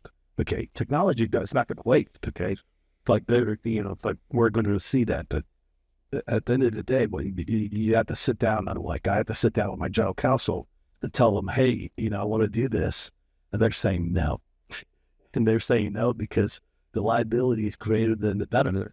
Okay, and that's the reality. Yeah. Well, I hope you are right, but looking in the the regulatory landscape is for sure going to be slow. But I will give you an example about trust. So I work on my startup practically by myself. I had like sometimes contractors to do minor things, but what I noticed, I used to I had multiple servers and used to have like this. It would be like this. I have an idea, I come up with something, then I find the best people for it. I hire them, we work together. And then, and I trust these people because I hired them. Now, honestly, maybe I'm mistaken, but that's what I came to conclude, is that I trust the code generation more than I would trust young junior programmer. So because, yes, code generation will have hallucinations in it, it will have issues, potentially, and it's getting less and less of a case.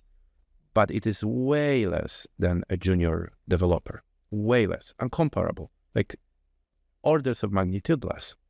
So at the end of the day, what I'm really doing, I trust agent, actually not even agent, I trust the AI model more than I trust the human for a specific task of coding.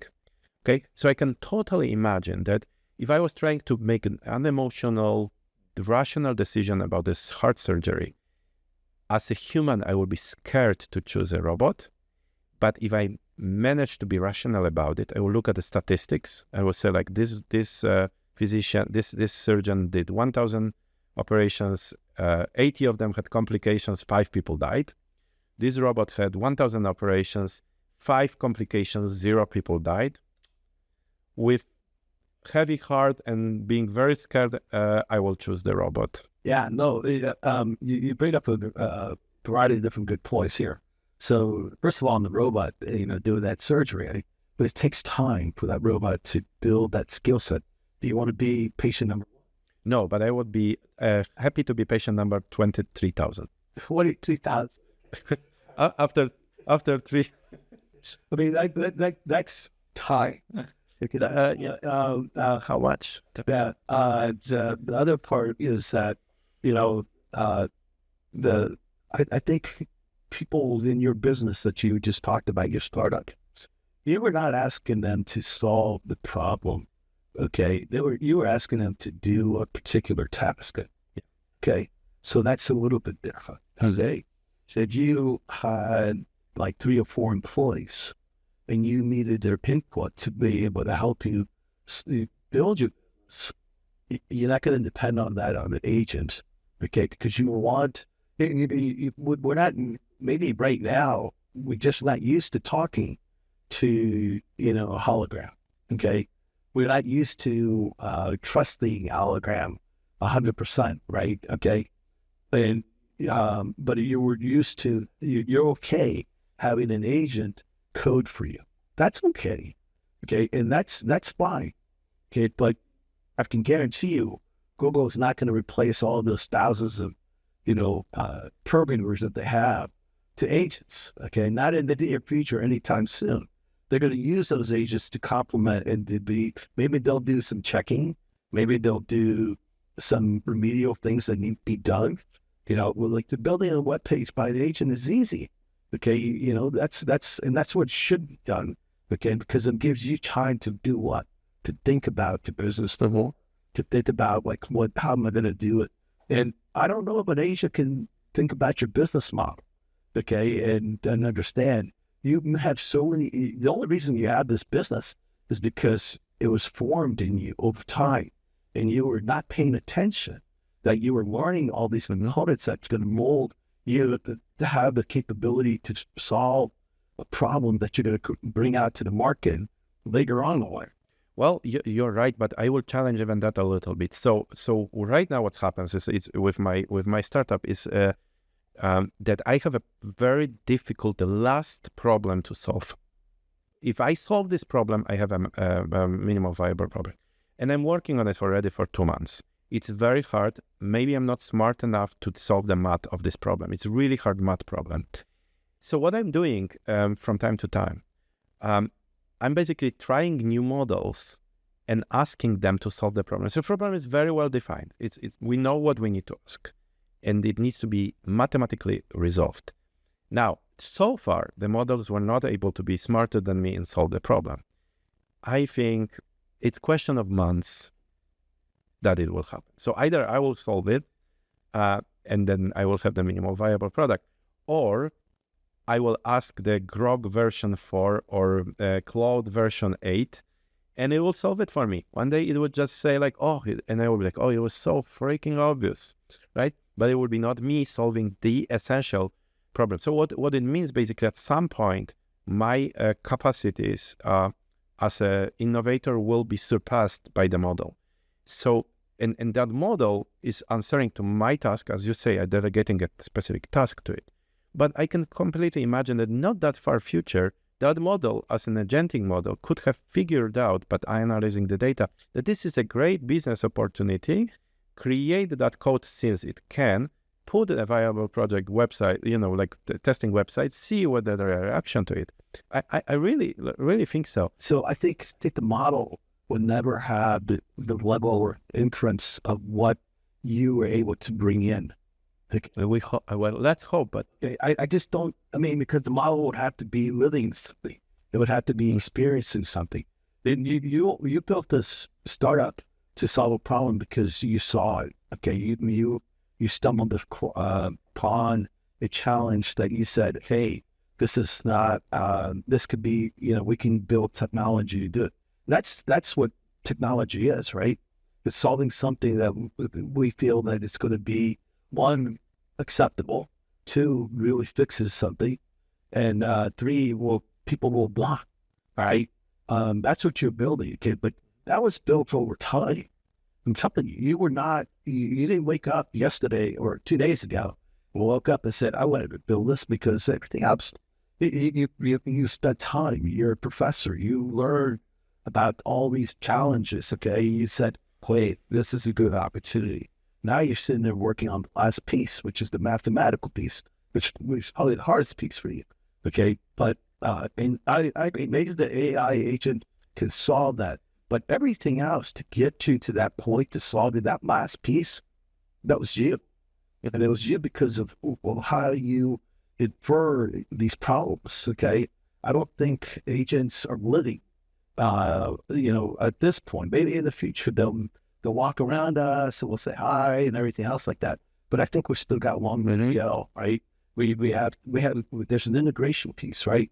So an agent right now is good because we're connecting to it, okay? But there are AI agents that you can put on your computer. Microsoft actually gives you some of that already on your computer and everything else like that. But how many people know how to access it, right? Mm-hmm. How many people even know that it exists on your laptop, okay? And do you really have the power to do that? Do you want to spend the time doing that?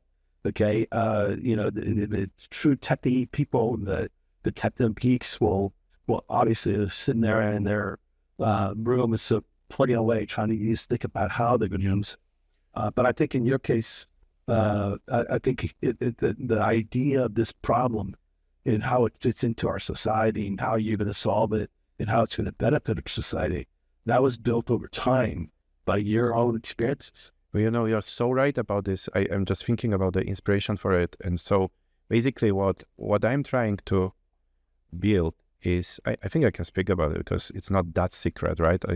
Being secret about your startup is kind of stupid. You should actually spread it. I agree with that. So but the inspiration was that I got divorced and my son was living in a different country and I missed him. And basically the idea was, how can I can see him from time to time, right? But how can I have a daily conversation with him, even though we're in different countries? And that is the idea of holographic communication, right? If I could have him sitting in front of me exactly like you're sitting in front of me, yes, it is still not physical. I cannot touch him, but it's completely different way of communicating, right? Completely different. The fact that I can see him and experience it almost perfectly or perfectly as he was here. And that's one aspect. Another aspect was I always wanted to be in the movies, right? I wanted, when I see a film, it's not enough for me to just watch it. I want to be that character.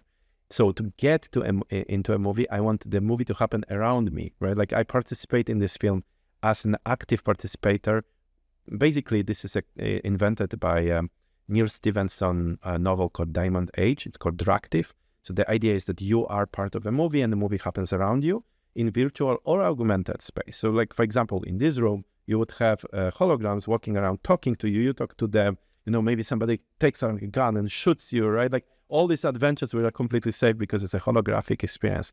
So, and that is 20-year long journey. I came up with multiple technologies trying to reiterate that. The first one was called glass, when you basically had a huge piece of glass on which a hologram was projected, so you could talk to a live person without any glasses. So many technologies like this were I developed over years, basically trying to create this goal of connection, a non-local connection between people. And I think this is purely informed by personal experience, by emotional response, right? So you're right about this. Maybe the agentic AI would say analyze the market and say not worth it, So do it based on the historical. Okay, and it does pick up trends. It does understand how things are applied. Okay, but it's going back to our first part of our conversation, right? It's how we brought it up. It's all those things, what the stimuluses would bring in. Okay, and we had a little discussion about the U.S., right, and the future of the U.S., right? I'm hopeful and I'm still optimistic that, family values are important. Okay. I believe that, our school systems, although they've gone a little bit rogue in my opinion, but it's still the responsibility, and the most influential is the parents. Mm-hmm. Okay. It may not, you can't there's not a kid in the world that don't agree. They would rather tell you they don't agree with their parents because that's natural. Okay. But all these things are building blocks. They're learning. Okay. And that's where an agent will not have. Yeah. Okay. They're not going to grow up. We're just feeding it information and then telling us, what does it say? Tell me how it's solved. Tell me this particular thing. That's what AI is doing today. I think what you're talking about, this hologram thing, let me know when it's ready, because it's good. I think the being able to have technology that helps us fill that void, and maybe what it is, we can bring back your parents. Okay? You can bring closer your cousins that you grew up with that you can't see because they're back in Poland, or anything else like that. I think that's just tremendous. Yeah. Well, right now, there are multiple technologies like this, but pretty bad. Like the one is Apple Persona. Mine is much better, but I have problems that, first of all, this frame rate right now on a good computer is 5 per second. It needs to be 30. And second is blurred a little bit. And that matte problem, which I'm working on, would solve it to be perfect quality, looking like you or the hologram you saw in my video, and not blurred. But it's very difficult math problem, right? It's a very difficult. So if I solve this math problem, it's gone. It's it's really hard though. It was unsolved in the world. There's nobody in the world can solve it. And so but I got confidence in you too. No, 5 years ago, I was preparing for a speech, and the speech was about I think it was at Penn State I was giving it, and it was talking about the changes in the U.S. and China. But this is for students. And as it relates to, technology. So I was doing some research, and I was like, and doing, what's happening in the world and everything else. And then I came across this company that built these chips for gaming. And the more I learned about this company, and I looked them up on the stock, and I was like, how is this so cheap for this chips? I mean, how is the company so undervalued? And I was like, I don't get it, because I agree with, you can ask Zuckerberg, he would say it's the metaverse, like he's thinking that it's going to happen. But if you could solve this math problem, we're going to have the metaverse. Yeah. We're not going to have like these things on our bed and walking around and stuff. But we're moving to a world where the realistic, and we need supercomputing capabilities, okay, that these NVIDIA chips gives. Yeah. That process so much information so much faster, and it gives a realistic rendering. But the problem is that for your startup, you're going to have to put a lot of money into it, right? To be able to get that processing power. Yeah. Okay, up. I think over time, that processing cost will come down substantially. And then you'll have an opportunity to see that, okay? But I still believe that all these other AI agents that are going to be existing and stuff, they're going to solve a problem for us, the specific problem. What they haven't done is they weren't born to understand society. We just feed it, we are just dumping a lot of information to it. And then we're saying, tell me what the trends are. Tell me what you can infer from all this. But they're not experiencing, they don't have that feeling and that cognitive aspect of it, at least not yet. Yeah, I hope you're right, and there is some early indications that it's true. So initially, 2 years ago, I tell it the story like multiple times. So 2 years ago, I was so excited and scared that there would be no jobs because of LLMs, that I literally learned how to do tiling and did the basement because of that. But slowly by slowly, over time, I learned more about the technology, about transformers, who, by the way, was one of the inventors, is a colleague of mine from my university where I studied. So it's amazing how, close it is actually personally. So over time, I learned that there is multiple problems. The first one is training data. It's a huge problem. Synthetic training data. First of all, we used up entire internet already. Synthetic data doesn't seem to be like that positive for the growth of the model. It's no longer exponential. It looks like when the exponential, it's kind of slowing down. Second, the top people in the field start to have doubts about it growing forever. Like, for example, like Kuhn is like one of the, I think he's director of Meta, actually AI. He said that he's no longer interested. He just had a talk at NVIDIA conference. He's no longer interested in these models. He thinks that they are too limited and they will never achieve that much. ChatGPT 4.5 is kind of a disappointment, even though it was a very nice chat with, the last episode. But it's a disappointment in terms of progression from 4. And the big 5, like, super intelligence doesn't seem to come. So maybe we have more time than we think. Maybe it will be just enormous productivity tool. Like, I can't imagine living without ChatGPT now. Like, I can't, or, these models, I cannot, this boring stuff I had to do, I don't have to do anymore. It's so cool, right? Like, I generate it. But it doesn't seem yet, like, even though there's agentic and so on, maybe there is a mathematical limit to it, and maybe it will not be taking over that soon, and we're just happy, and productive. I think ChatGPT will speak with somebody else, and they'll get more smarter that way, okay? But what you put in is what you get out, right? Okay, so that's always been the way technology works, right? Okay, and that's what programmers are there, is to make it easier to you to access that information. But, the world of programming may be gone, where we have ChatGPT doing that, okay, because it's pretty structured. Mm-hmm. But to have like natural idea and will and experience, it's not there. It's just not there. But I think it will take time to get there. In a way, I'm happy that the world of programming will be gone. Sorry, all the people, including my son who is studying computer science, but the Ilya recently said that the new best programming language is English. And it's nice, right? Because we always dreamed, when we created computer languages, programming languages, we started with assembly, machine code, right? It was so hard. You basically had to like set up zeros and ones, right? Then we went to a more abstraction when we have like if statements and so on. Then we went to more abstraction when we have like objects and so on. But it's all us humans trying to talk to a computer so it understands in a very inefficient way.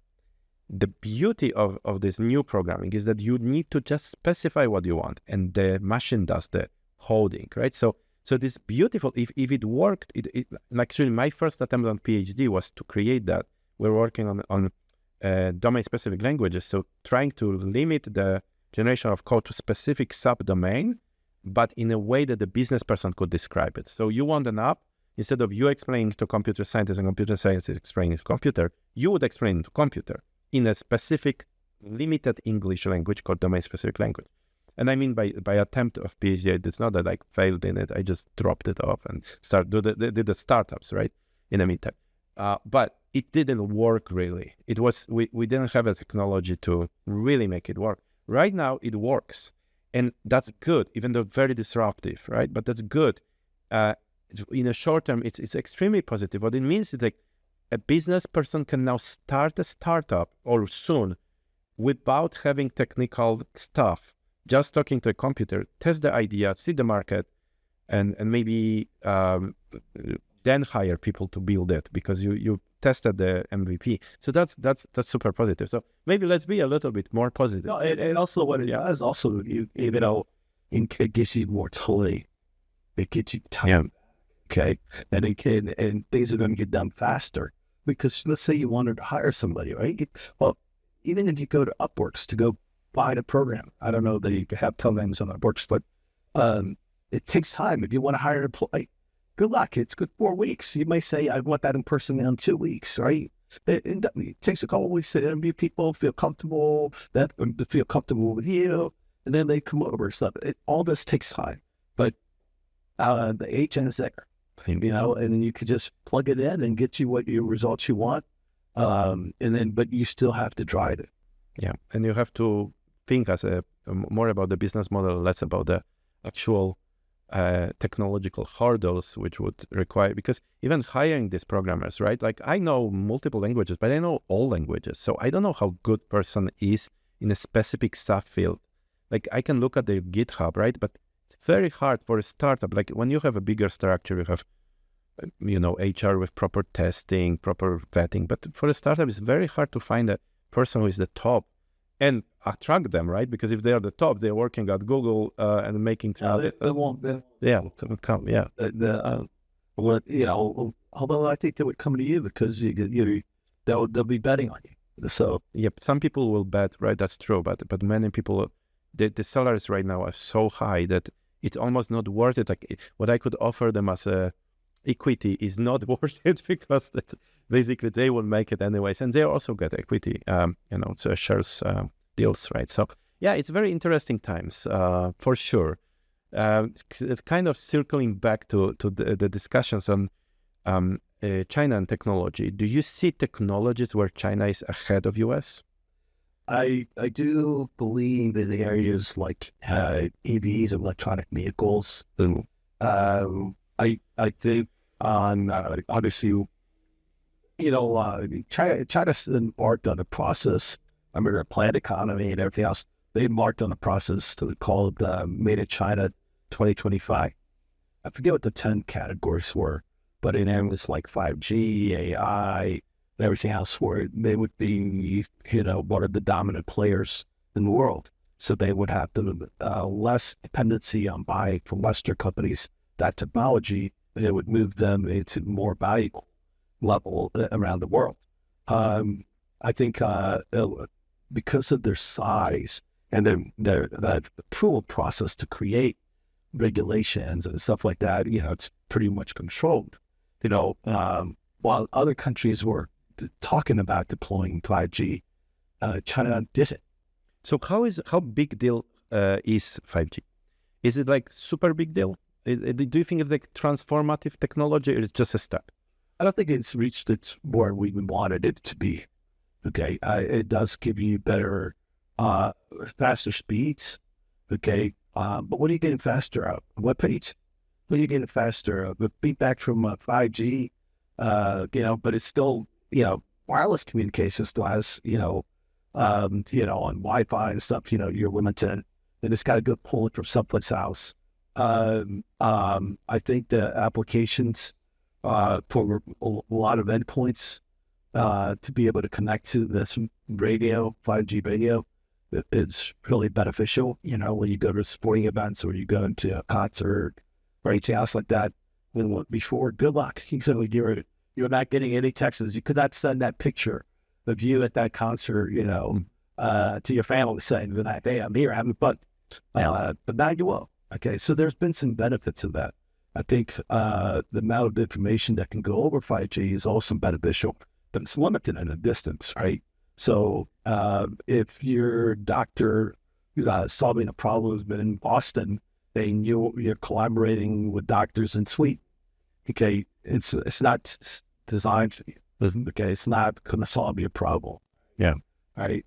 If you're a CEO and you want to take a look at the manufacturing plant and see what's going on, okay, you can see with the 4K camera the details, okay, but it's not going to solve your problem as far as being able to see it as fast as you want. Being down the street, yeah, but it's not if you're going from one city to the next.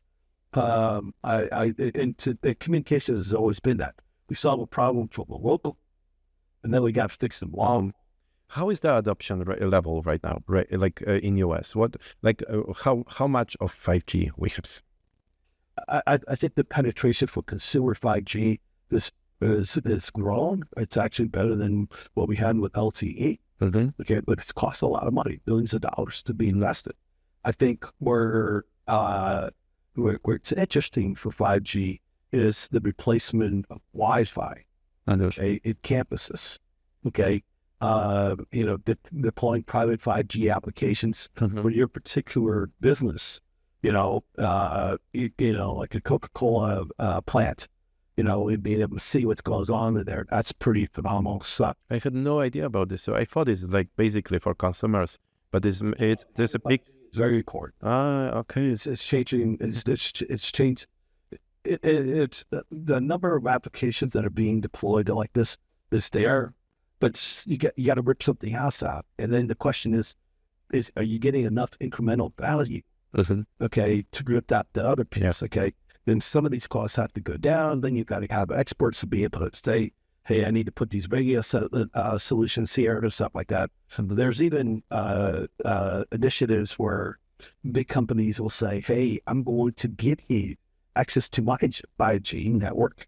Okay, so when you come by here, you got to use it, but you got to slice it up and everything else. We're still probably like 5 years away from seeing the true penetration of 5G. And it's going to be a combination of applications for the big enterprise and continued things for consumers. Mm-hmm. The big thing is like in the edge computing type of things, utilizing 5G technology to get information faster and moving a lot of the processing and the thinking to these edge computers where it's actually looking at things. That'll be required for autonomous vehicles. Okay. I'll give you, that's a good example about China, right? You asked me, how is China different, right? Well, if you go to Shanghai, Beijing, or one of the big cities, you'll see autonomous vehicles driving around. That's your Uber ride. Okay. They call it Didi. Okay. But that's who's picking you up. Okay. That's who's driving you. Okay. And in China, because they jumped ahead on this stuff. Okay. They're perfecting it. Okay. Obviously from day one, it wasn't working. That's great. Okay. And just like this discussion we had about, trusting an agent to do heart surgery. Now they're in their society, they're much further along, trusting an autonomous vehicle to drive you from one place to the next. Okay. And they have to have the tools, you have to have the capabilities. So the adoption has been there. But that's, we're much more cautious than, we call it protectionism of the consumer, and it just takes time, governments, and glaciers, okay, and technology does it, the technology moves much faster than a government, and you got to get permission to sort of. Yeah. Do you also know something, I don't know if this is your expertise, about security of networks? So my question would be, because I am worried, like I'm thinking, like with this recent super fast seems to be development of quantum computing, we're about to enter an era where we don't have traditional cryptography. The RSA, on 2048 bits or 4096 or whatever is the current standard, is going to be broken, and that's it. Like, I think the whole world's concerned about. So the quantum computer is based on a concept of qubits. Yeah. Okay, and qubits is a measurement of information that has value. It's allowed, like bytes that are much more smaller, right? And so it's related to what NVIDIA, right? They look at things, GPUs as opposed to CPUs, because they look at a much greater value. Okay. The problem with qubits is that you have to be able to, quantum computing, you have to be able to transfer information from one location to the other. Okay. On the long haul part, or even short haul part, we haven't perfected that capability. China announced a satellite that's based on quantum computing recently skills. I don't know if it's true quantum computing that it's actually using, or is it a variation of it, or is it a concept, or is it quantum computing, but it gets in the land? In Poland, there was an announcement, I don't know if it's the first in the world, but a few days ago, some scientists in Poland managed to transfer a qubit over a traditional network, traditional, internet infrastructure. So I don't know if this is unique or it was first in Poland, but I understand what you mean. It's one of the big issues to transfer and also to encrypt that. But once encrypted, quantum encryption is unbreakable ever. It's not a question of how much computing power you have. It's physically unbreakable until we invent different physics than quantum physics. So that might be a good move. It's just, I worry, for example, about bank security right now, or about Bitcoin. Bitcoin is gone like this, boom, zero value. I think if that happens, if it was further along in the process, in its evolution, I think it would be concerns, because we haven't built the safeguards to do that. Okay, but can it happen suddenly? Then you worry like it will happen. I think with some innovation. The world communication is so, you would need so many different devices, okay, from subsea cable systems to be able to accept that. And even subsea cable systems only move at the speed of light, right? That's the fastest. We can't go that. We haven't figured out how to move information faster than light, okay? So, but you would need to be able to have a whole change in the infrastructure to make it available. You said in Poland, there's been a couple places on that has done it, okay? But I bet you it's in the proximity is a couple kilometers, and they're using a local network, okay? But let's say you have to go between local networks. Let's say you go between Poland and Czech Republic, okay? Neighboring countries, right? Right? Okay. There's going to be a lot of little technology you have to make changes to, and have to build a standard, okay? You have to say that this is the way you're going to receive that information and do something with it. And that takes time. It's just not one company doing it. Yeah, infrastructure would be like building internet anew, but I mean in terms of security. So if somebody figures out if there is a quantum computer with enough qubits to calculate to break traditional RSA based algorithms, or any actually almost any encryption, there is only a few encryptions which are not prone to quantum computing attacks. then that could, that could be a paper, like Google publishes a paper. We broke RSA, and then what the world is doing, like you would need to react within months. I think And it's not possible. I think people are thinking about that. Yeah. Now, there's the couple of people that I know that are working on, similar to your startup, quantum startups, where they're trying to figure out how to protect from a security perspective. And what you would do is you don't put everything in one location anymore. You hash it up, you break it up, you put it in different locations. Okay, you just don't tell computers where it's going. Okay, and you have to be able to break it up that way. But it adds a level of complexity. But at the same time, maybe they're going to be the one that's going to solve your math problem. Yeah.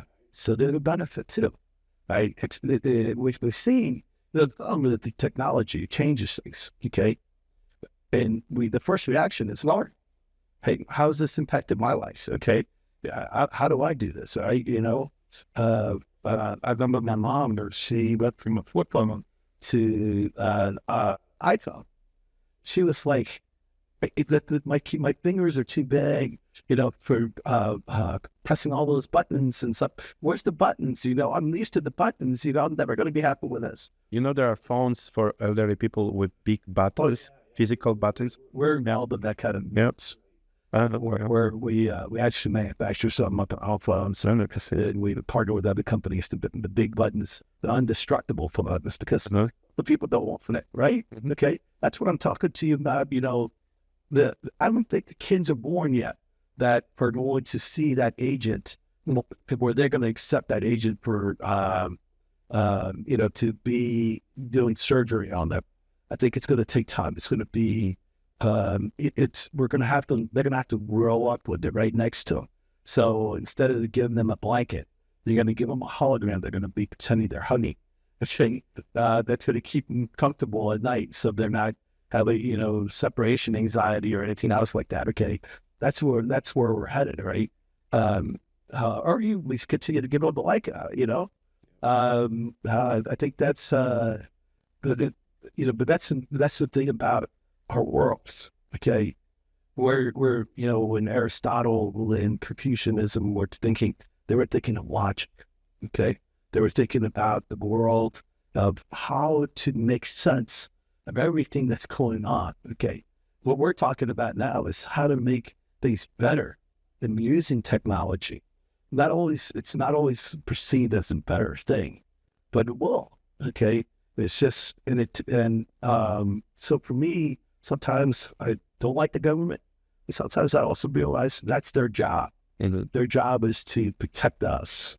Because if you eliminate the government, we go wild, wild west, and all sorts of chaos is going to happen. And I'm all about controlled chaos. Controlled chaos to means that, let's go. Everything could fall apart because we're trying to make it better. Yeah. But at the end of the day, it has to come back together. There is this big controversy right now. It's a perfect example of what you're talking about.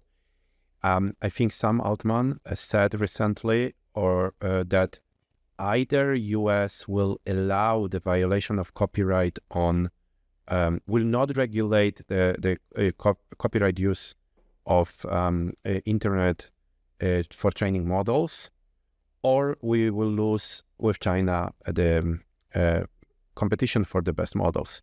And this is an interesting dilemma. And we already have examples, right? Like what Europe did, Europe regulated it. Everyone is gone from Europe. I had an offer of investment from Europe for my startup. And I said, well, sorry, but not in Europe, because that's like not going to happen. And then, so people, for example, there is a unicorn company from Poland, which was created in Poland. It worked in Poland. It had to move to US because of regulations, right? So regulation can be very, very bad.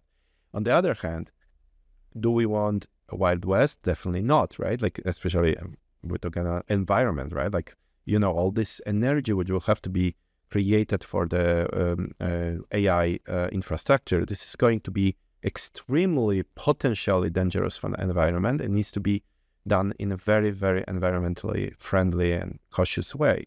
So I'm worried about it, but I also worry about overregulation. So, for example, in China, is you say that it's a regulated country, and yet they can make like 5G happen like this when we're still thinking about it. I think they adopted 5G overnight because they wanted to be able to show the world. And they,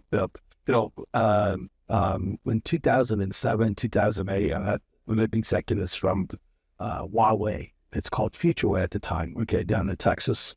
And we were talking about just technology. And Huawei's product wasn't that great, the routers and stuff like that. But one of the things they were talking to me about was 5G. Okay. They get 2007. Yeah, they were like thinking way ahead. Okay. And it wasn't like I was dealing with a Chinese person. I was dealing with Americans who were working for Huawei. Okay. And they were already planning at that much further. Okay. Because they knew the world of routers belonged to companies like Cisco, Juniper, and others. Okay. And they wanted to get in there, and their solution was a low-cost solution, right? But they knew the world was going to change with 5G. So they were thinking much further ahead. Okay. And then like maybe 6 months later, I had a meeting with Cisco. Okay. And I said, no, we're not doing anything. But and then I asked the same guy who was one of their people that they used to have a committee that did a lot of in a sort of like a technology board. And he said, I think Cisco's not going to really participate. All right. And I said, why? He said, because they feel that $500 or $1,000 radio system is not where they want to be. And that's a private company, so that's fine. Okay. But then I was thinking, well, who in the U.S. is going to build that? And I was thinking, okay, well, maybe somebody comes out of DARPA or another initiative or something else like that. But nothing ever materialized. Okay. And then all of a sudden you're left with the Chinese product or Ericsson, a European product. Your primary two choices. Okay. Where's the U.S. product? Okay. And I think that's where some of that is falling behind. We're not trying to solve all those problems. The number of unicorn companies in the world, there's more China now. Mm-hmm. Okay. I'm glad to see ChatGPT, OpenAI, succeed, because that gives me hope that, there was something going on somewhere. But, it's also required a lot of billions of dollars to get it started, or at least in-kind offering, now from Microsoft and others, right? Are we, is that kind of stuff going on in somebody else's basement? I don't know. I hope so. Yeah. Well, I can give you an example from my startup, which is very worrying. I applied for NSF funding, and my main argument was, we are so behind in these particular technologies, it's not even funny. So the technology I'm basing my startup on was invented by Max Planck Institute and INRIA, which is France and Germany. It was developed in France and Germany and in China, of course. US has only 2 universities who even looked at it and published something, so which is Berkeley and CMU. This is ridiculous. It's a revolutionary graphic technology which will replace the traditional graphics, almost for sure, because it's the difference between traditional graphics and this is that this is AI-driven graphics, and the traditional graphics is like dots and lines, right? Meshes. So it will happen. It's already happening in a way in games and so on.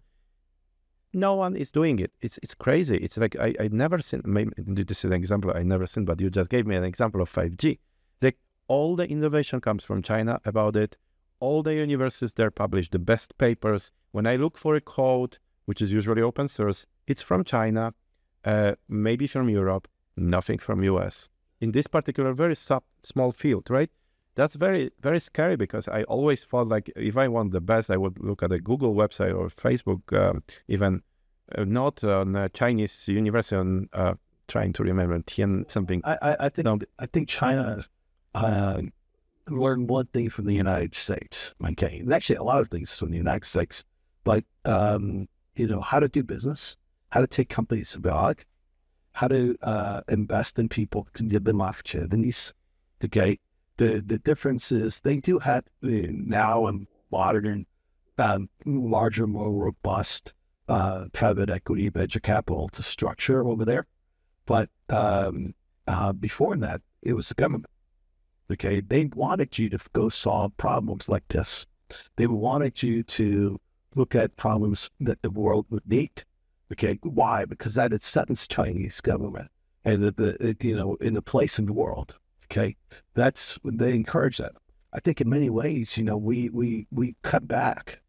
And also our there was a lot of different boards that used to be under the presidential positions where they would actually manage something called like a blue book, where you would invest in technology companies and everything else.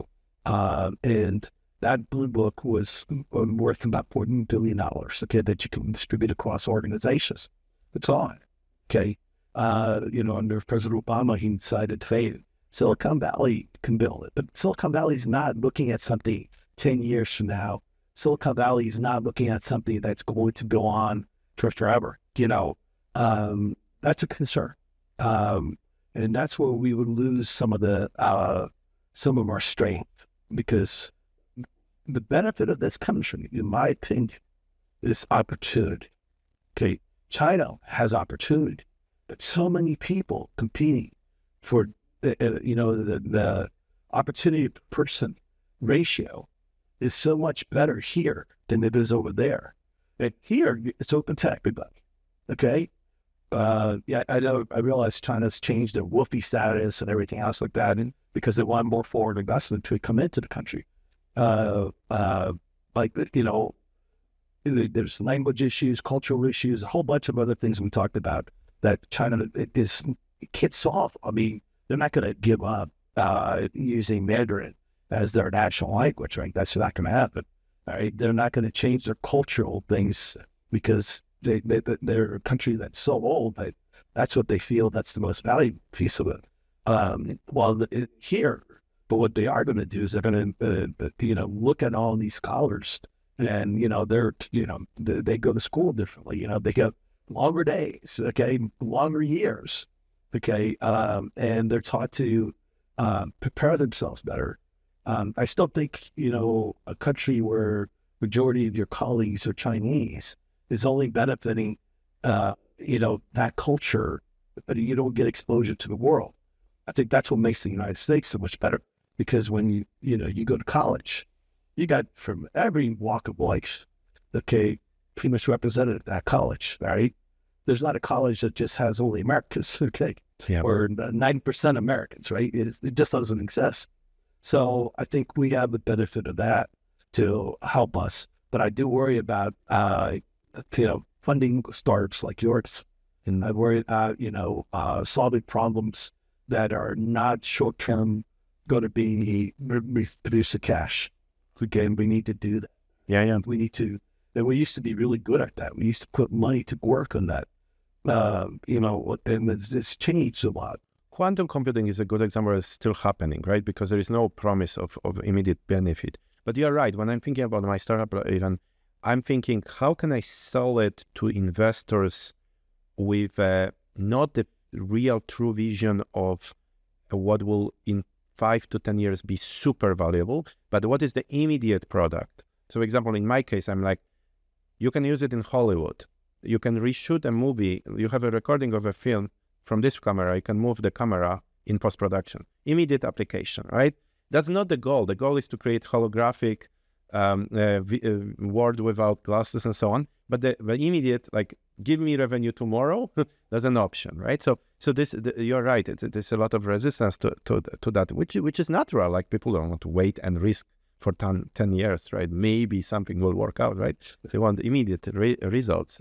But I still, like, quantum computing is a good example. It still happens, even though, or fusion. Computing happens because the whole world is concerned of your concerns, which is, hey, and we do everything online. Do you go to a bank? No, I don't go to a bank. My particular bank that I use doesn't even, I think they have a store or two or a place, but not around here. It's in West Vegas. So, what would I do? I had to go to the bank. The reality is everything is online. So there's technology that can cause a problem to that infrastructure. okay, it is a big problem, and the government's going to fund that, and they're all like looking at this and saying, "How?" At least maybe the G20 countries will try to solve those problems because they want to be able to say, "Hey, I can't afford all this." They cannot imagine the disruption. Remember the year 2000 problem when everybody was panicking and paying millions and millions for COBOL programmers? Yeah, this is going to be like Armageddon. That's going to be Armageddon. Oh, this is because our whole life, is tied to something online. It's no we don't, and we can't go back. We're not going to go back, but we got to figure that out. And quantum computing is one of the areas that money is put into research and development, testing. It's got some inherent issues that are limiting it. Yeah. But I think if it's done properly, it'll also be a tremendous amount of benefit. It will solve a lot of mathematical problems, other problems that, scientists haven't been able to solve. I hope that's the way it goes. But it's on one side, there's always the good scientists. On the other side, there are always the bad actors. Okay. And it's funny because the bad actors are just as smart. They just try to do something bad. And if they could put their energy to work on something positive or something good, they would be, I don't know. It goes back to their way they were raised. They were raised in the world where they felt like there's no hope. They were raised in a world where maybe they were, left alone and they're angry. So I don't. You know that Putin might be a psychopath, but Putin was raised in a broken family, abandoned by his mother, and then he killed a person at the age of 14. So imagine supposedly accidentally, his friend. So imagine that how it breaks your psyche, and then you work for the worst organization in history, KGB. So I understand that you are right, but there are also genuine psychopaths. You can see, unfortunately in research, you can see that there is a certain percentage of people who are at the age of 4 completely innocent and yet already lost this over. It's basically, you cannot do anything. In my country, Ecuador, it's always been a peaceful country until recently. Okay. And I met the new president about a year ago, or maybe 2 years ago now, in DC at a reception. And when I was talking to him, I heard him speak, and he was like, somebody asked him, a reporter asked him, like, what is the biggest challenge you face? And he responded saying, I'm worried about violent crimes for our country. Okay. And the people that created violent crimes are not the Ecuadorians. Okay. It's the people that broke out from jails that have like a, very substantial amount of violent criminals from other neighboring countries or from Europe, Central Europe, places that came to Ecuador, and they were, doing drugs, people, instead of going through Mexico, they were going through Ecuador. Ecuador had a very open policy to let tourists come in. It was a very peaceful country, probably, and he said, because that person sees their parents, that child sees their parent decapitated. What do you think is going to be their psyche when they become adults? When they have to deal with challenges, okay, they see that being the norm. Yeah, that's going to be. They know that they can do that in their anger and everything else. So he campaigns on, hey, I'm going to be tough. I'm going to be toughest in the president of El Salvador. I'm going to do all sorts of things like that. And that's what we face with in society, right? And it goes back to our upbringing, regardless if it's a U.S. school system or anything else. We got to help mold. What I don't see is a lot of the, like we talked about, like a Little House on the Prairie movies and stuff like that. I'm not saying we need to go back to it because it's a little boring, but that was influences, and that's gone. So I worry about that a lot. Okay. And I worry about that in the context of the United States. To finish on a little bit positive note, in 1960s, which would be the time I would love to live during this time. I know it was violent and crazy, and but it was also the civil rights movement. This was great, and it was the time of hippie, right? I know that hippie were kind of negative. I've heard negative opinion in US, but my parents were hippie. They were like super in Poland, right? And I was raised to in love with this culture of like freedom and make love, not war. But what I wanted to say is that hippie culture was very like crazy, like free love, everybody with everybody, and so on. When they were young, what happened?